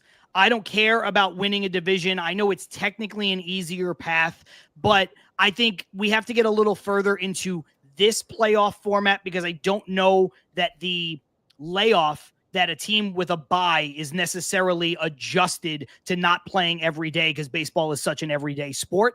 So right now, to me, the easier path of winning a division is immaterial to me. And I just think that it's become not a full crapshoot, but almost with regards to how the playoffs work in the sport. So I just want a team that makes the playoffs every year, that has a winning record every year. And then you kind of have to let the chips fall a bit. It's just, I think it's too hard to forecast. And part of that, you're right, is the Dodgers and what the Dodgers have done and are doing and are in the process of building and what they have built. The other thing is, you can't forget about the Atlanta Braves. And while I think the Mets are better than the Phillies this year, you can't forget about the Phillies and what they are potentially capable of. So it's a tough NL. So I think to say NLCS or World Series or bust is just a little too much for me. But I do understand the sentiment of people who think that way because you always want to see the progress. You always want to see the next step. And look, I'm 38 years old. I was born the day the Mets won the pennant to go to the World Series in '86. So I really didn't see it. And that was a long ass time ago. It's hard to preach patience to Mets fans, you know? So I understand it, but it falls a little bit short of that for me. What about you, Abby? For me, I've said multiple times throughout the offseason, I knew that Mets fans would think that, coming off of 2 games away from the World Series, that they were going to go into this offseason thinking that it was going to be World Series or bust and that the Mets were going to operate as if it was World Series or bust. But that was never the way I thought that it was going to be attacked. And that's not the way that I thought about it either, because I'm similar with you, John, where it's like, I want my team to get in. Do I want a division? Absolutely. I want to be better than the Braves. I want to be better than the Phils. I want those things. It's, banners are cool in that sense, but as you say all the time, like a division banner is cool, but a World Series banner is better. And it's about, as Carson just said in the comments, it's about getting hot at the right time. And it goes back to what David Stern said on Meet at the Apple a couple of weeks ago, where he was like, when he was asked the question, like, people question you when it comes to your pitching, and he's like, people can question it all they want, but when you look at pitching as a whole, it's about guys that get hot at the right time. And he didn't say this outright, but it's like, is Sean Manaea an ace? No, but was he pitching like an ace for the back half of that season? Absolutely he was, and he was hot at the right time. And it's like all these guys, like sometimes the best of players, for lack of a better term, they shit the bed. It doesn't work. This isn't we don't bash the Yankees on here, but it's like Aaron Judge is an all-world player. Is he the greatest in the postseason? Not really. He hasn't really gotten there yet. So it's all about timing and if these guys can provide something once they get there. So get in. I think this team has the offense to make a lot of noise, like a lot of noise. The question is, can they keep the bullpen healthy enough to help protect the starters? And then, of course, making a move when it matters. When it calls for it, I should say, come the deadline, which I still believe, like I said last week, that they will. So it's not World Series or bust. It's get in, and then we find out what happens. I think Andy Martino has a hard time. He's not the best. Everybody knows I'm not a fan, but he has a hard time articulating his points sometimes. And he got so much flack for that point that he tried to make about teams not being able to realistically set the World Series as a goal. And I think he deserved the flack that he got, because I don't think anybody wants to hear it. And I don't think he articulated the point well, but I think deep down inside, there was just the sentiment of, you just need to get into the playoffs and give yourself a chance. I think that's what he meant, and I think he missed the mark. But ladies, thank you so much for joining us, Thank you so much. giving us over an hour of your time. Before you go, where can people follow your work? Where can people find the show if they don't know already? You can find our show on YouTube at Why Am I a Mets Pod. You can also just type into Google, oh my God, Why Am I a Mets Fan? Into Google. It's at Why Mets Pod on YouTube. Okay, at Why Mets Pod. But honestly, I just think type in Why Am I a Mets Fan, Google, it will pop right up. Your personal Twitter? Ashley Wenskoski TV. Mine is at Sam Croston1. And we appreciate you guys so much for having us. We do the Mets content, but if anybody is listening and they are in the Syracuse area, we are also broadcasters. That is our day job. We're going back to work right after this. So if they're interested in Syracuse sports, we're talking football, basketball, anything that you guys could possibly want. So we also have a podcast for that. It's called The Orange Zone, if anyone is interested, also on YouTube or anywhere you listen.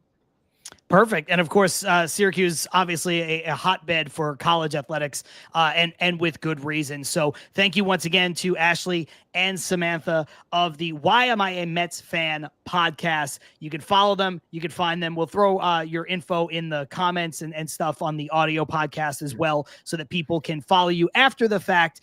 We're going to let them go. We're going to head into the break. If you're watching this show for the first time, you're like, I don't want to sit through a break. Don't worry. It is just a quick 30-second reset and ad spot that we need for the aforementioned audio version of this show. So shout out one more time to Samantha and Ashley from Why Am I a Mets Fan podcast. They're going to get out of here. John and Ibby will take you the rest of the way. We will be right back with more Til Mets Do Us Part.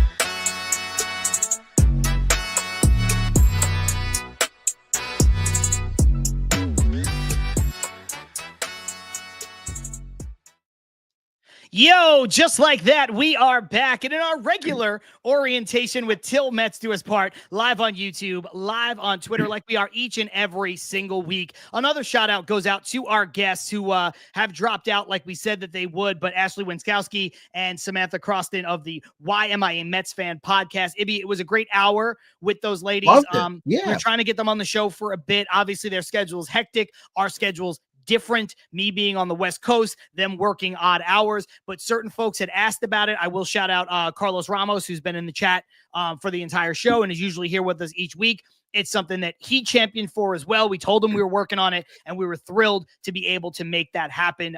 You and I will continue this Mets conversation, but before we do, let's get a quick word in from our friends over at Independent Safes. Absolutely, John. IndependentSafes.com. Independent Safes are protecting homes and businesses with secure residential and commercial safes. Fireproof peace of mind in every corner. Visit IndependentSafes.com today for security that stands strong. And at the moment, I don't think I have anyone I want to put in the safe. Maybe just the PSL water to stop the injuries from happening. But other than that, I'm feeling pretty good. But yeah, check out Independent Safes. They'll hook you up, tell them that we sent you. They'll take care of you. Remember, $99. You're spending $99 regardless. They take care of you when it comes to the shipping. Tell them Til Mets sent you, and it's all good. Love it. This is a good one, Ibby. Since you don't have anything, GSD says Beatty's old car in the Independence. Oh my God, we gotta scream about that. Soto, no, you're so cheap. We'll put his old car in there. Oh, okay, fair enough. So we gotta buy that panic room. We gotta buy the panic room and then put the car in there, then throw that in. Listen, you know what? JUAN Soto, buy the panic room for Brett Beatty. He could afford it. He could afford it easily. You tack on a couple bucks onto, the $92,000 that he paid for the car that everybody jumped down his throat about, even though that's the exact car that Brett Beatty wanted. It was like his dream car, and it's fully loaded, and 92 grand straight cash is, it's not nothing. I understand he has a massive contract, Ibby, but you can only spend so much money on a car. Like, what do people want?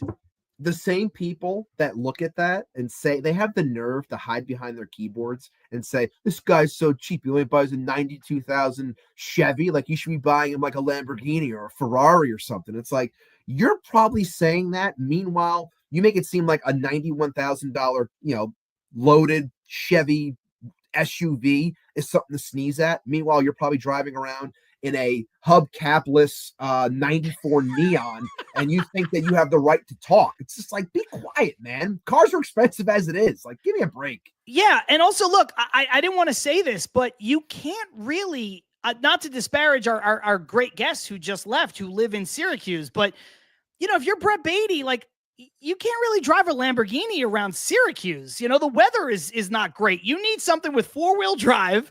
You need something because that's where Brett Beatty belongs. Brett Beatty has an OPS. We got OPS watch going on right now, and Brett Beatty's is like 17-14. So, the year that Jeff McNeil should be playing in. But besides that, 17-14 for an OPS for Brett Beatty. My man is hitting.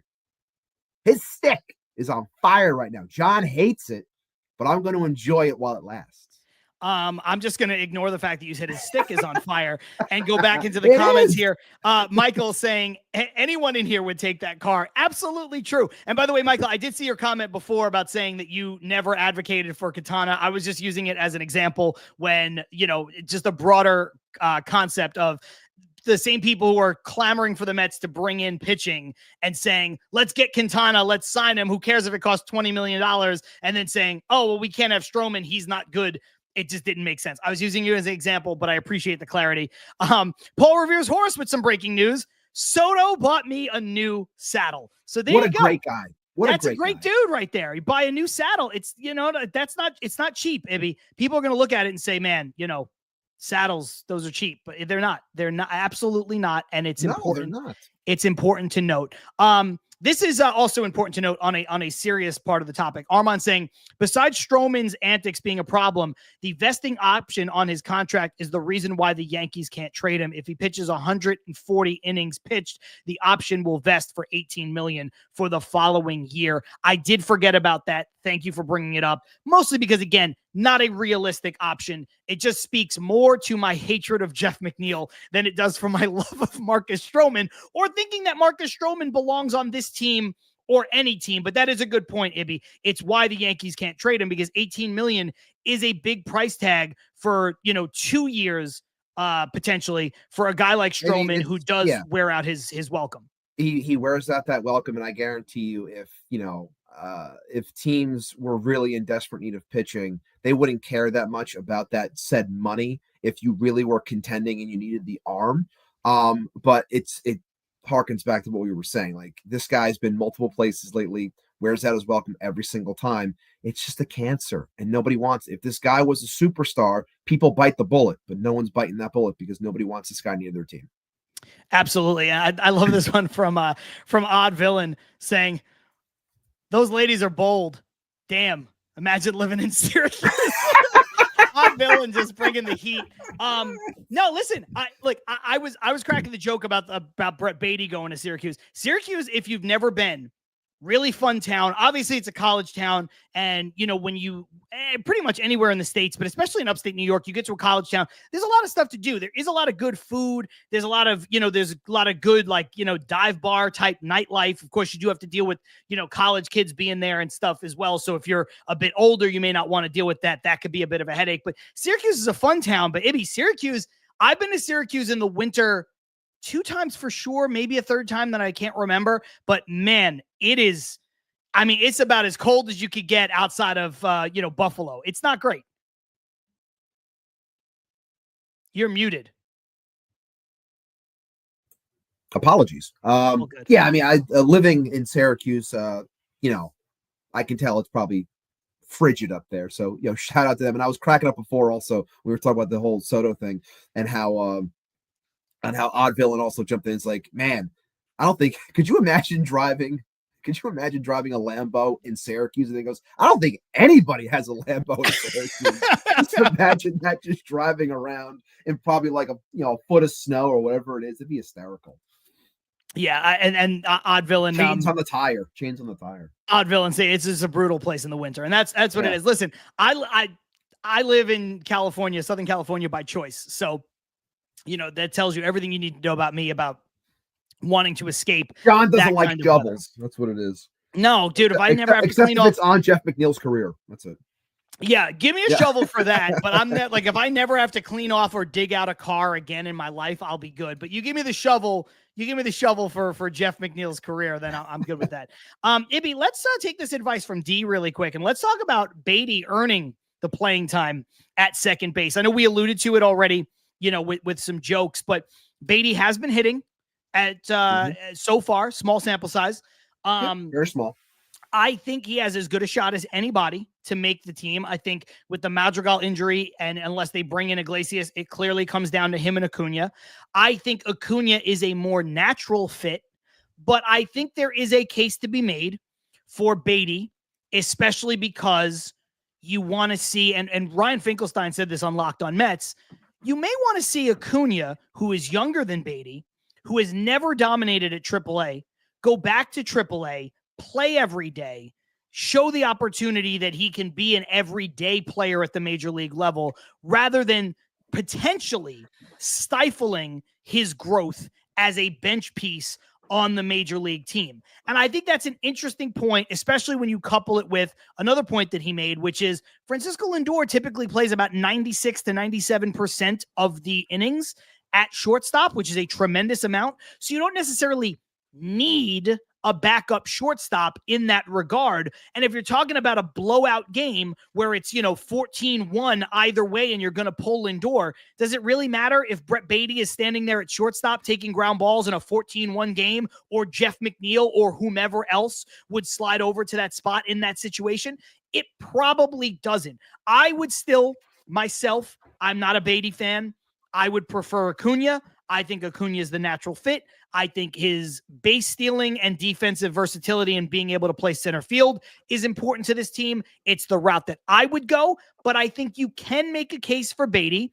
And the thing with Beatty is he always hits in spring and he always hits in AAA. So if nothing else, that gives him a little bit of a leg up with regards to making the team because he kind of knows what it takes to make a team, if you know what I'm saying.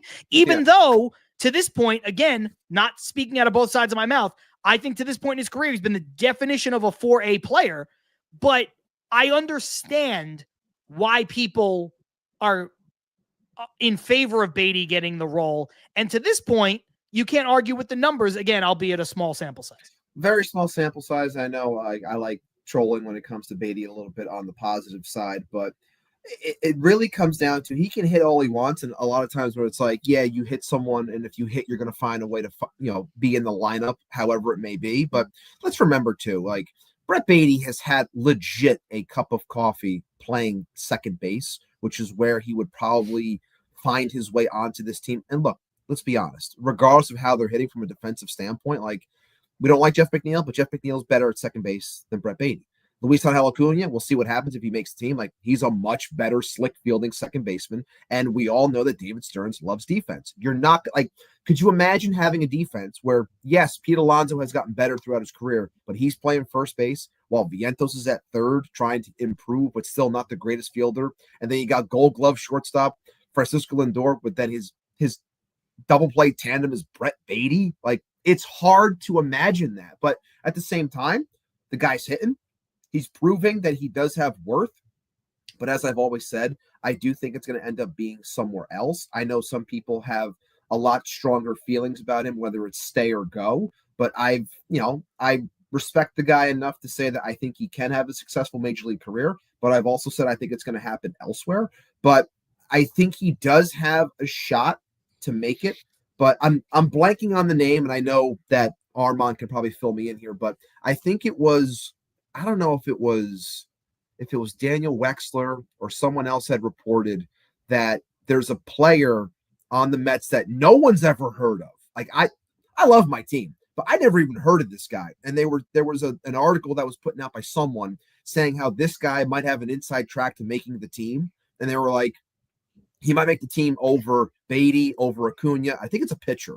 And they were like, it's going to piss off a lot of people because he's going to make it. So there's still an avenue where neither one of these guys making this random player does. But overall, I think he's doing a fantastic job. He's doing what he has to do. But I also think he is showcasing not only for a spot with this team as the 26th man, but I think he's also showcasing to possibly end up somewhere else. I believe that you're talking about Donovan Walton. Yes, that's the one. He's a 30-year-old infielder the Mets signed in like November or December. Somebody that they jumped out and grabbed, and he's a guy who has like major league experience, kind of, sort of, who can play defense. But like, yeah, I've never heard of that guy. It's not gonna happen. That is not gonna happen. The other I dude, hope not. Who's that other dude? Is it Jared Young or something like that? First baseman. Yeah, he's like a first base, third baseman. He was the guy who, like, before the Mets signed Pete Alonso, they said, oh, maybe he could actually win a third base job because he's got, you move Vientos to first and blah, blah, blah, blah, blah. But I think that guy has got a little bit more potential than what did I just say his name was? Like, honestly, I just said it. I forgot. Donovan Walton.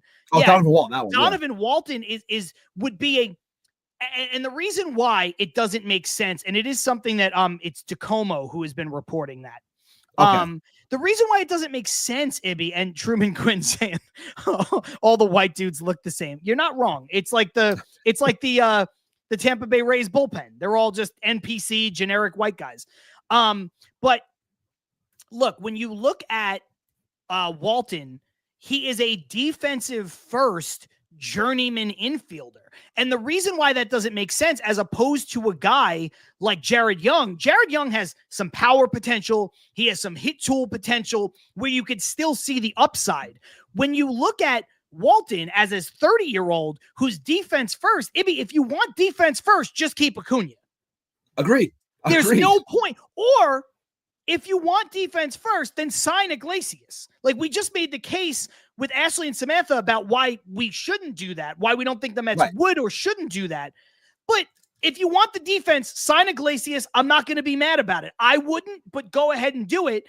Or if you want the defense and you don't want to spend money to get it, then just bring up Acuna, because if Acuna hits, it's a bonus. But we know Acuna is going to play an elite shortstop, an elite second base, and an elite center field, and he'll probably mix in a little bit at third base, and I'm sure he's going to be above average at least there because he plays harder positions well. So, Yeah. I don't see the point in beating the drum on this Donovan Walton, which again, that in and of itself, Unless he's our Zach Short this year, unless he's that dude, it just out of sounds like a nowhere. made up name. It just sounds like a ridiculous name. And I do want to bring this point up. Carlos Ramos is kind of making it in the comments as well, but Michael Segriff brought this up earlier. Wasn't there a speculation that Acuna was bored in Syracuse, hence the meh season there? There was. And we've talked about it a lot. We think that maybe Acuna, whether he becomes a starting player, a star player, a super utility player, or anything in between, he might just be a bright lights guy. Some guys are bright lights guys, and it wouldn't necessarily surprise me when you look at the pedigree that this man has. Obviously, his brother being a superstar when healthy, and even his father being somebody who played professional baseball for a long time. You could see why the younger brother and the younger son would be like, man, AAA, ugh. Like, I know I'm better than this. No, but right? I mean, so like that's why I think it's Acuna's spot to lose. That's how I would do it if I was running the Mets, but I'm not running the Mets. It's still, you got to go out there, you got to perform. So even, in these, I don't want to call them dog days of spring training, but as it gets a little bit long in the tooth, people are waiting for the season to start. Like, you got to perform here, Luis, because it's like, this is your moment to show that, you have some worth. I don't have his numbers in front of me. I mean, has he, I think the other day he had, did he walk, steal 2 bases, then a run scored? So like manufacturing and then he knocked in another run on like a ground out. So far to this point, Beatty has had more success in the small sample size. But Acuna's not lighting the world on fire, but he's also doing what he does, which is using his speed and taking advantage of stuff where, again, speed don't slump. And again, the defense, I'm telling you, the defense is what wins here, because Beatty can bat as high as he wants. And I believe that he'll continue to have a solid spring. But I really think that defense does matter here. It's not going to be all about the offense for Acuna, because again, remember, Madrigal's out. If that spot's what we're, people are hunting here, if people thought he was going to make it. Madrigal wasn't here for his bat. He was here for and Acuna is the better defender of the ones that are trying out for the spot. So I think he does have an inside track, but you still got to go out there. You got to do. Yeah. Look, then there's this odd situation, Ibby, that popped up, which is the Mets trading for Alex Canario. I think I'm saying that right. It's either Canario, whatever. It's Canario, not whatever. Yeah. It's Canario. I think it's, is it? I thought it was Canario. Either way. I think it's Canario, but not 100%. I think sometimes my Brooklyn gets in the way. I think it's Canario. Alex Canario from the Cubs. They DFA'd him last week. Mets trade for him this week. Has some power potential. I believe he's 24 years old. Has never really gotten a ton of run with the Cubs. But the curious thing, Ibby, he gets on the 40-man roster because he takes Nick Madrigal's spot, but he has no options left. So it seems like this is the precursor to another move where another move has not yet been made. Like, a lot of people have like, oh, well, maybe they're trading Starling Marte. The Mets would love to trade Starling Marte, but like I said, he ain't passing a physical. He can't pass a physical. So how you trading this guy? Paul Revere saying Marte will be traded. I fucking wish, because I think a guy like Canario can actually help out and provide a bit more relief as the right-handed side of a platoon. You might be looking at Canario as the guy, and they make this trade because they think that Marte might start the season on the IL at this point. Correct. That's what you're looking at. I think that's more likely. You don't care if he doesn't have options. You want another outfielder. You might want to have that right-handed hitter to go with Winker in spots. The guy has pop. He had a little bit of success with the Cubs, albeit a cup of tea, but he's got power. So I think you're looking at something like that as opposed to anything else when it comes to a trade, because with this news coming out today, it's like, no one's taking Marte, and he ain't passing the physical, man. Guy's too banged up. Yeah, and that's the crazy part. And yes, just to be clear, Canario is 24 years old. He'll turn 25, during the season in May. So still a young player. Oh, thank you, Armand. Right as I was saying it, I was looking it up. You know what? I shouldn't even look anything up because I know Armand is going to come with it. And honestly, shout out to everybody in the chat because a lot of folks do it, but Armand is always on it. Armand always has it. Look, you look at the upside potential. And then you look at this question from Paul Revere, which is a valid one. Isn't Nimmo still hurting? Yes. What did Nimmo put his plantar fasciitis health at 91% about a week ago?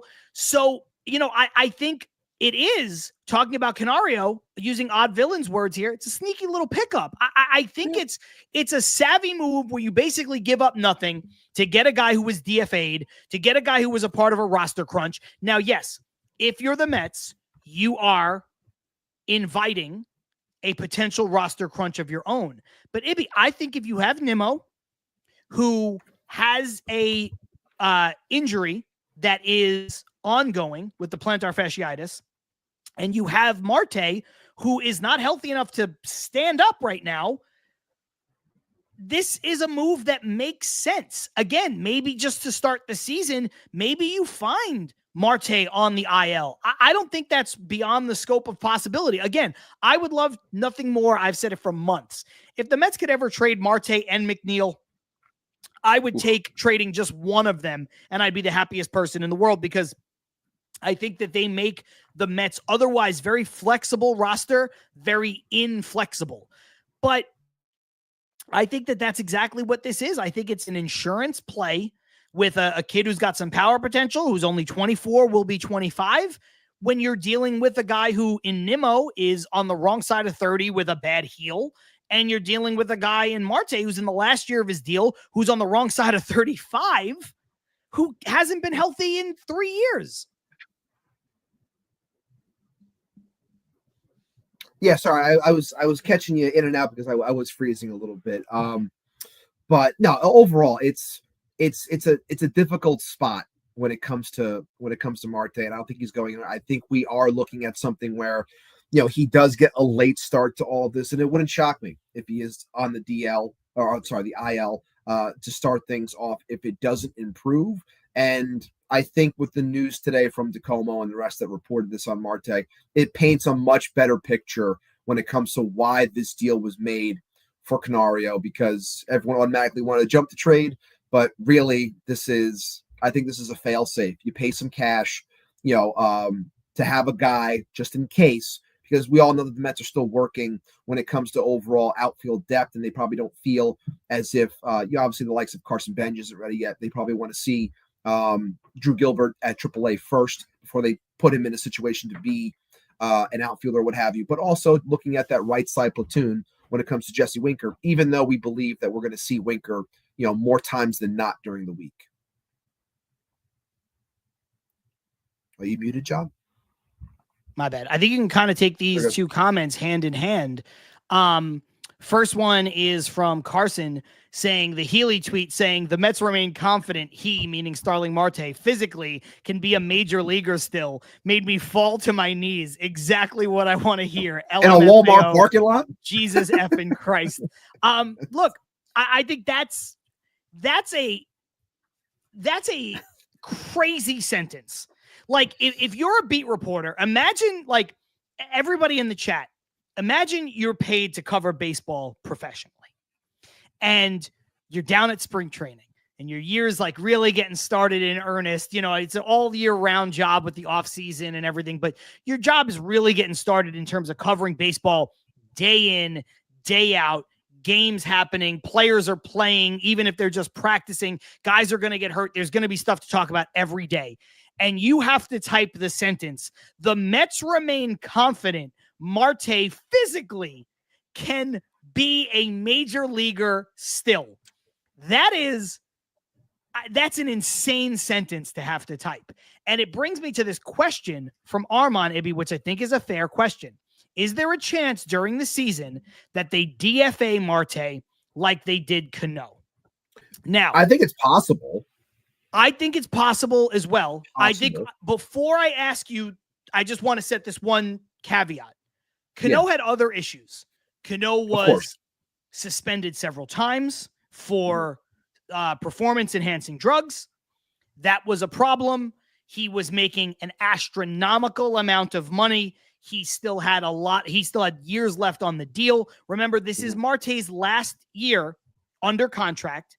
So cutting him is easier because the financial cost is less over the next several years. But it is also the kind of thing where, do you really want to cut a guy who maybe can give you something in the final year of his contract? Like, you don't want to cut the guy if you believe he can give you something. So it is different in that regard. It's also different in the regard that, Cano, with his issues off the field and the PEDs, despite the fact that he was otherwise a good influence in the clubhouse, I think a lot of guys looked up to Cano, and rightfully so. He had a really good career. I think it was an easier move for them to make because of the PEDs. Starling Marte, for all accounts, seems like a really, really great dude. And I don't know that the Mets want to go out of their way in the final year of his contract, in what could be the final year of his career, and embarrass him. So I'm not saying that you don't DFA him and you make your team worse just to not embarrass a guy. I'm just saying it would have to get to a point where he is unplayable or unhealthy enough to play at all for them to make that move, because we have seen, even in limited sample sizes, that when he is healthy, he is still a rosterable player. He's not worth the money that he's getting, and he's not the same player he was, but he is still rosterable. And I think to DFA somebody, we saw it with Jose Quintana, you have to be unrosterable, period. That's all I'll say. Yeah, and I just want to give a quick shout out to the 275 people that are here right now. If you haven't already, make sure you like the video, subscribe to the channel so you can join us in the chat. You got to sub in order to be heard. So make sure you're doing that. We're trying to hit 50 likes on the video. We're a handful away, so make sure if you haven't already, make sure you do so. But when it comes to Marte, yeah, I think it's a lot of things that have to fall into place. It's what he's doing during the time that he actually is playing. If it's showing that he is very poor as the right side platoon in the moments that he gets, and if something else, whether it's down low or another player, is starting to show out and they want to have that flexibility and move things around, I believe that they will try, albeit they'll probably fail because who knows, but they will try to get rid of him and give him an opportunity to not be embarrassed. But at the same time, I do believe that if it's about flexibility and making this team better, depending on where it is and depending on exactly what he's doing or how bad he could potentially look, that's what would cause them to say, it's no disrespect, but we have to let you go. We're going to do this. We're going to allow you to try to go find some work elsewhere. But it would really, like to your point, it would have to be something where we can't have this guy be the right side anymore. We can't, it's trying something else, or if it's closer towards the deadline or whatever it may be, just letting somebody go and saying we have to get something better. I don't think they'll embarrass him. I don't think they're going to cut him, in the middle of the night, like Willie Randolph style. But I think that they will do everything they can to accommodate him. But if it gets to that point, I don't think that they would be afraid to pull the trigger on it. No. Yes. And just to be clear, I'm not saying that they're going to be afraid to do it either, and I'm not saying they should be afraid to do it. I just want to be clear that I don't think they're going to do anything that would even be perceived as embarrassing to a veteran player. Just look at the culture that the Mets have cultivated under Steve and Alex Cohen as to going out of their way to treat players with the utmost respect. This is a good point from Carson. I did not mention this. Marte was also suspended for PEDs. People forget that. I did forget that. So worth noting, but just without the baggage that he was suspended for PEDs, but does not have the baggage that Cano came with regards to that. There's a good conversation taking place, Ibby, that is not necessarily Mets related, but Is it the Woody Allen one? no, They it's went back and forth on Woody. Rendon versus Marte. Who plays more games this year? Marte. Anthony Rendon or Marte? Yeah, I think slam dunk. Marte. If you can get Slam dunk, it's Marte. I think it's Marte 100%. Yeah. I don't Marte. Anthony Rendon might never play baseball again. He might not. That guy is He won't retire because he's gonna get every single penny, but he ain't going anywhere. But yeah, Marte will play more games. that guy is the dog of all dogs. Odd villain, Marte 1000%. Yeah, like it's no shot. No shot it's gonna be Rendon. Ibby, is there anything we haven't gotten to yet? I love it. Carson, very specific. Marte will play 28 games, Rendon will play 4. I don't know about that 4, man. I don't know about that 4. Is there anything we didn't get to that you want to talk about with regards? We hit on the Manaea stuff.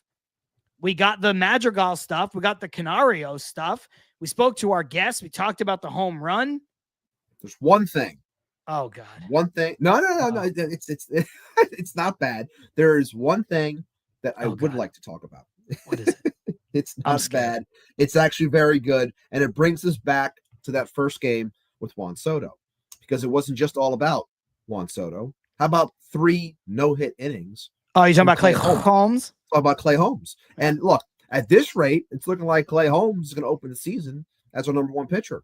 Unless things go accordingly for Senga, but it looks like we might be seeing Clay Holmes being that guy who takes the ball against Houston. And look, shout out to Lance, I want to say his name right, Lance Brozdowski, who I believe that's the same person that I mentioned when we were at the QBC, when it was talking about guys that are relievers that he feels could transfer over and become solid starters. He mentioned Clay Holmes in the offseason. He also mentioned Jeff Hoffman, which both are going to try and become starters this year. He did a breakdown talking about him during the start, mentioning how Clay Holmes introduced a new cutter, and obviously the stuff looked fantastic. He threw 3 of them. It averaged about 92 miles per hour. Shout out to Carson here with 6 IVB, 1 glove side. So it should grade as an above average cutter. Okay. So talking about a guy who's mixing up pitches when it comes to a 4-seamer, a sinker, a cutter, a slider, a sweeper, and of course the kick change, which when he tunneled it during this start, when you tunnel that change up and that sinker and it's looking like it's going to be there, and how the speed and everything, it's diving away, it's dipping down. Like, I think I'm very confident. I'm very bullish on Clay Holmes this year. I know Yankee fans have a field day with stuff like this, and they say he stinks, he's awful, best of luck, good riddance or whatever. But this guy's been working since November. He's been down in Florida, busting his ass, wanting to prove. And he said through multiple interviews so far, where he says, like, every season I operate like I'm going to throw 150 innings. So I'm not worried about him trying to work through the innings, because it's not as if he always trained to throw 50 innings in a season. Like, he's always prepared himself to be someone that can go a little bit longer in terms of innings. So when I say and I'll save stuff like this for our bold prediction show when we get closer, but like, I have no problem saying that this guy can go 130 plus innings. I want to see the success to continue. Do I think it's that big of a deal because he was pitching against a very, very much spring training lineup for the Astros? Like, no Altuve, no Jordan, no Isaac Paredes, no Cam Smith, like none of this stuff. So is it the end all be all? No, it's not. Do I like seeing a guy go out there, perform, and show that his work is paying off? Yes. The next challenge is obviously going to be against much better offense and much better guys that have a better approach to the plate, to see if they'll be able to adjust to the pitches that he throws. But all in all, great start, obviously, for Soto, like we talked about at the beginning, but a great start and debut for Clay Holmes. And I'm very hopeful with him, and I want to see him continue this growth and these progressions throughout the spring. Yeah, look, I've been high on the Clay Holmes thing as well. This experiment, if you will, since the signing. I just didn't see a lot of downside to it. Again, if you go back to it and look at it at its core, he's getting basically $12, $13 million and you look at what Frankie Montas signed for $17 million, you look at the ghost of Max Scherzer getting 15.5 and Verlander getting 15, both guys coming off mostly ineffective, mostly unhealthy years when you're talking about Verlander and Scherzer. And obviously they have the pedigree, but the going rate for starting pitching, back-end starting pitching, not good, unproven starting pitching, it's around $15 million to $17 million. So you're getting Clay Holmes at a discount. If Clay Holmes pitches to a 4 ERA, that's a win. And I don't think he's going to pitch to a 4 ERA. I, like you, like this move from the beginning. And then shout out to, I already mentioned him, Ryan Finkelstein, Locked on Mets. Shout out to Joe DeMeo, the Mets pod. They were both super bullish on this signing from Jump Street. We had a long conversation at the Queens Baseball Convention with Joe DeMeo about the Clay Holmes signing. And Carson, who's also been very bullish on this from the beginning, from Mets Weekly, in the comments saying, ground ball arms with velocity make good starters. That's why I loved it from the very beginning. You could throw out a lot of things, Ibby. The 6-pitch mix, the fact that he has 2+ elite pitches, right? With the sinker and whether you want to call it the sweeper or the slider, whatever, the breaking ball that he throws. You want to talk about, getting the vertical movement on his fastballs. You can talk about pitch shape. You can talk about all this stuff, these advanced kind of metrics in measuring what a pitcher can do. But I think if you just take the first sentence of Carson's comment, it really gives you all you need to know, which is ground ball arms, which Clay Holmes is, with good velocity, make good starters. That's true. So I think he's going to be very good for the Mets this year. And again, we'll save our actual predictions for the Bold Prediction Show before the season starts. But you're right, man. This is a guy who deserves his flowers for sure. Another guy who deserves just a bit of recognition. Carson says, Jose Siri. Talk about him, damn it. Jose Siri hit an absolute fucking moonshot. I won't lie. Like, when I saw the home run, because I think I was teaching, and then my phone started blowing up because our chat started blowing up because Siri hit the home run.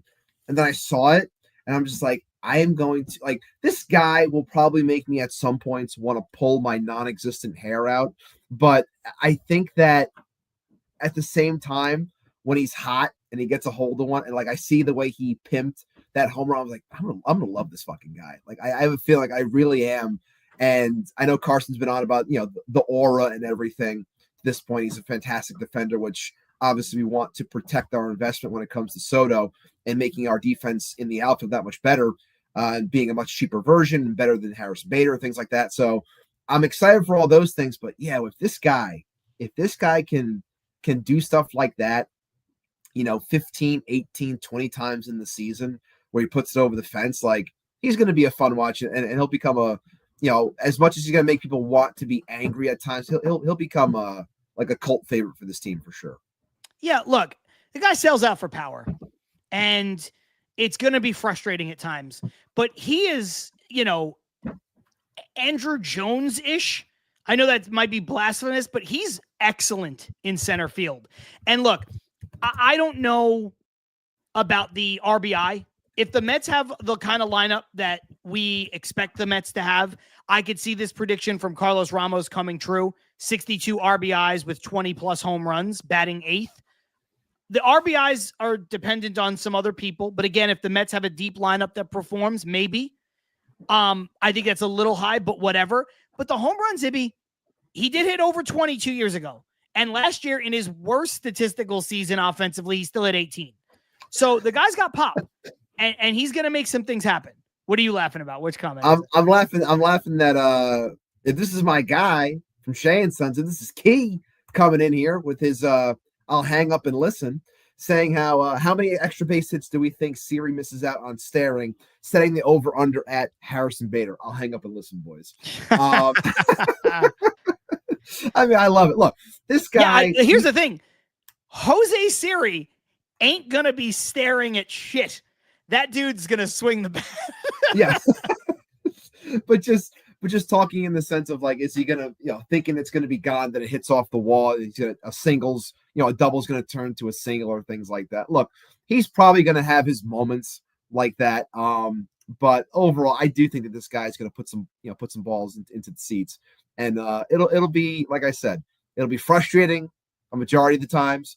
But the times that he does get a hold of one, I'm sure it's going to be in a big moment or when it helps us win a game or tie a game or whatever. So, he comes with his warts, what have you. But regardless, when I saw that home run, I was like, yeah, I smiled. I was like, this guy, this asshole. But, like we said about Jesse Winker, you got to have guys like that on your team if you want to win. So it makes sense to have him. Yeah, I actually misinterpreted that. I thought he meant staring at pitches down the middle of the plate. No. I get it now. I get it now. That's fair. Yeah. That's funny.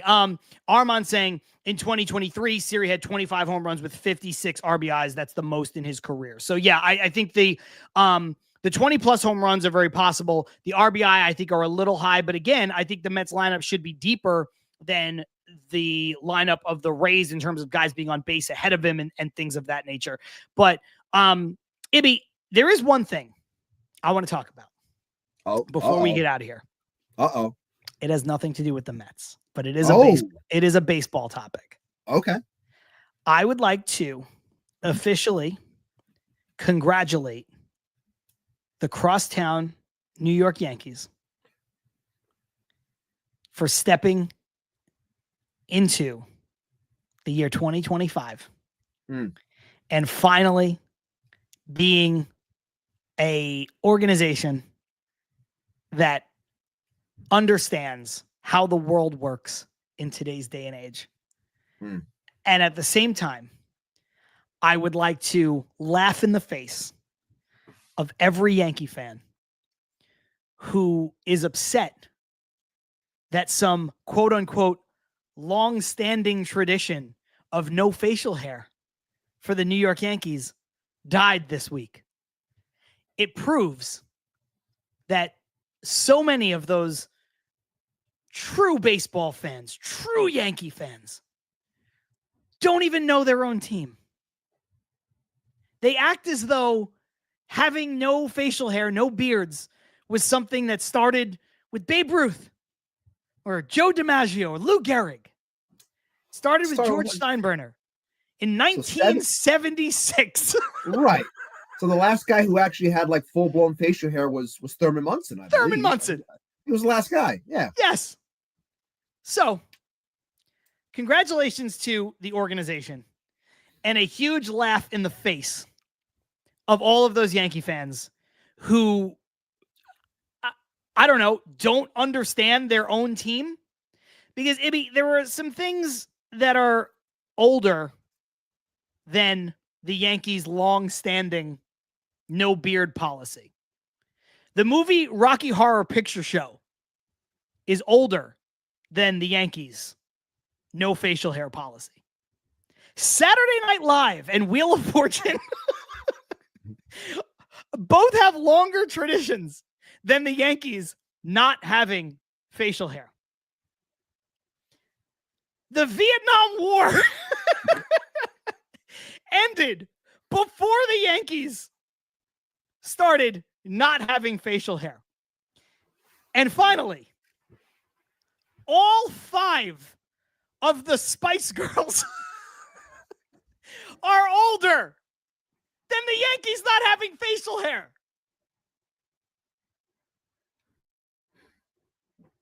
Just know your team, man. Just try to know your team.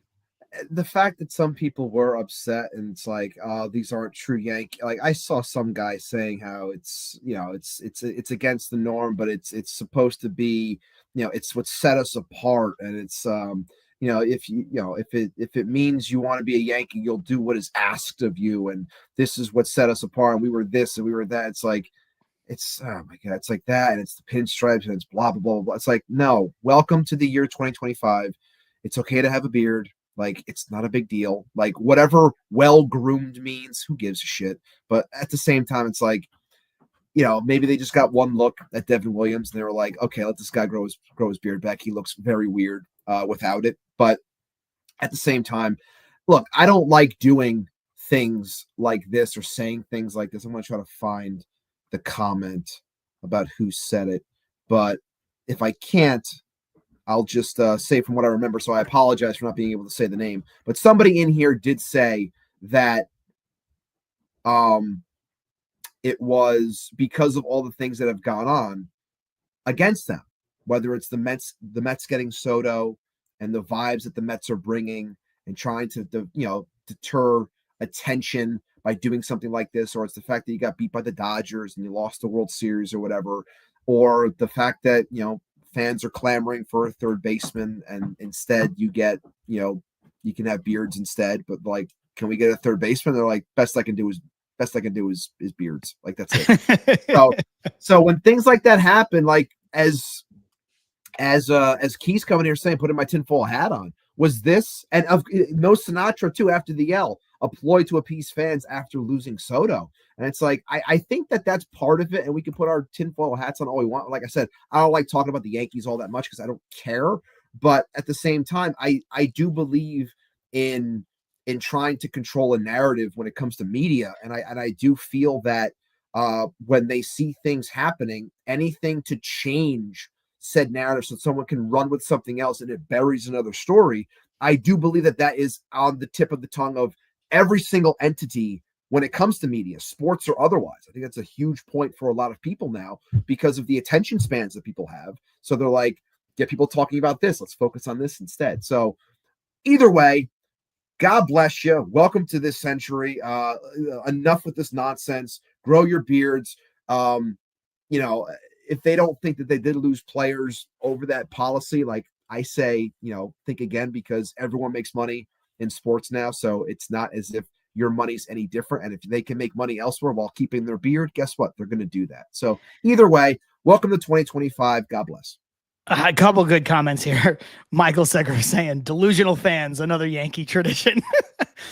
And then Truman Quinn saying neck tattoos, but no beard was wild. And I know you can only, one is temporary and one is there. And if a guy has a neck tattoo, it is what it is. And I don't have any neck tattoos, but I have lots of tattoos. So like, I do understand the sentiment. It's kind of like, why would you like, oh yeah, we'll sign this free agent and they can get a neck tattoo, but like they can't grow a beard. That is a wild kind of disparity. Odd Villain saying they're going to play New York by Ja Rule after losses. And then says Fat Joe is going to perform after every loss. Oh my God. I'm from New York. Oh my God. I don't think I could say any more of that without losing our ability to monetize. So I don't want to sing more of that song. And then Odd Villain saying, bro, you can't even see Monument Park anymore. Covered by a hammock and shit is so tacky. Oh my God. We don't talk about the me, Yankees that much on the show, but it's true. It's true. Ibby, we did 2 hours. I think we should wrap it up. I think we should get out of here. Come back next week with a lot more Mets stuff to talk about. A lot of great interaction from all of the commenters that were live with us. We got just under 300 people here with us right now. We appreciate all of you. Want to do another shout out to our guests that were here for the first hour of the show. Of course, Samantha Croston and Ashley Wenskoski from the Why Am I a Mets Fan podcast. You can check out their podcast on their YouTube channel. You can also check them out on Twitter.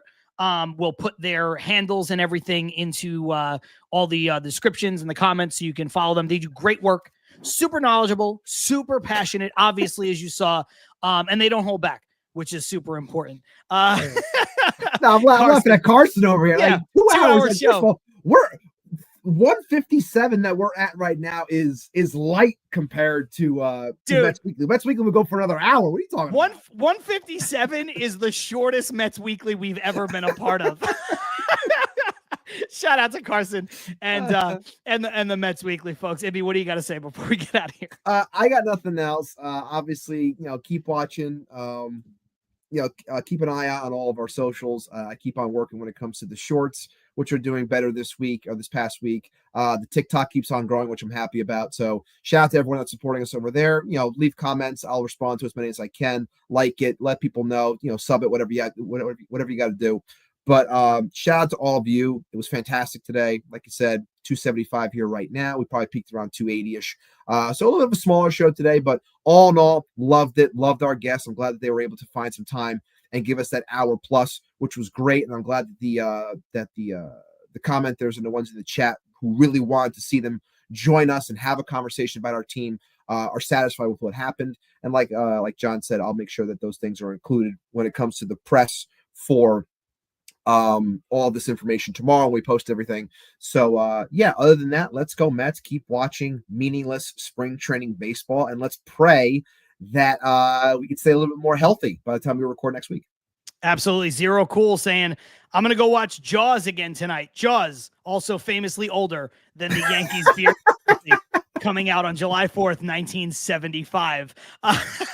Oh my God. This has been an absolute blast. If you missed any part of the show, including the first hour when we had our guests from the Why Am I a Mets Fan podcast, Ashley Wenskoski and Samantha Croston, you can watch it as soon as we end the broadcast here, which will end in a couple moments, over on our YouTube channel, which is appropriately called Til Mets Do Us Part. You can also follow us on Instagram, on Twitter, and on Blue Sky and TikTok at Til Mets Do Us Part. You can follow myself at Ibby, at John Saponaro, at Poison_Ibby. And if you miss any of the show and you're like, I just can't watch it, I can't watch it this week, I couldn't possibly catch up, you can listen as an audio podcast when it drops tomorrow morning, usually around 5 or 6 a.m. Eastern time on Spotify, Apple Podcasts, and all those other places that you get your podcast. I'm John. That's Ibby. This is Til Mets Do Us Part. We'll see you next week.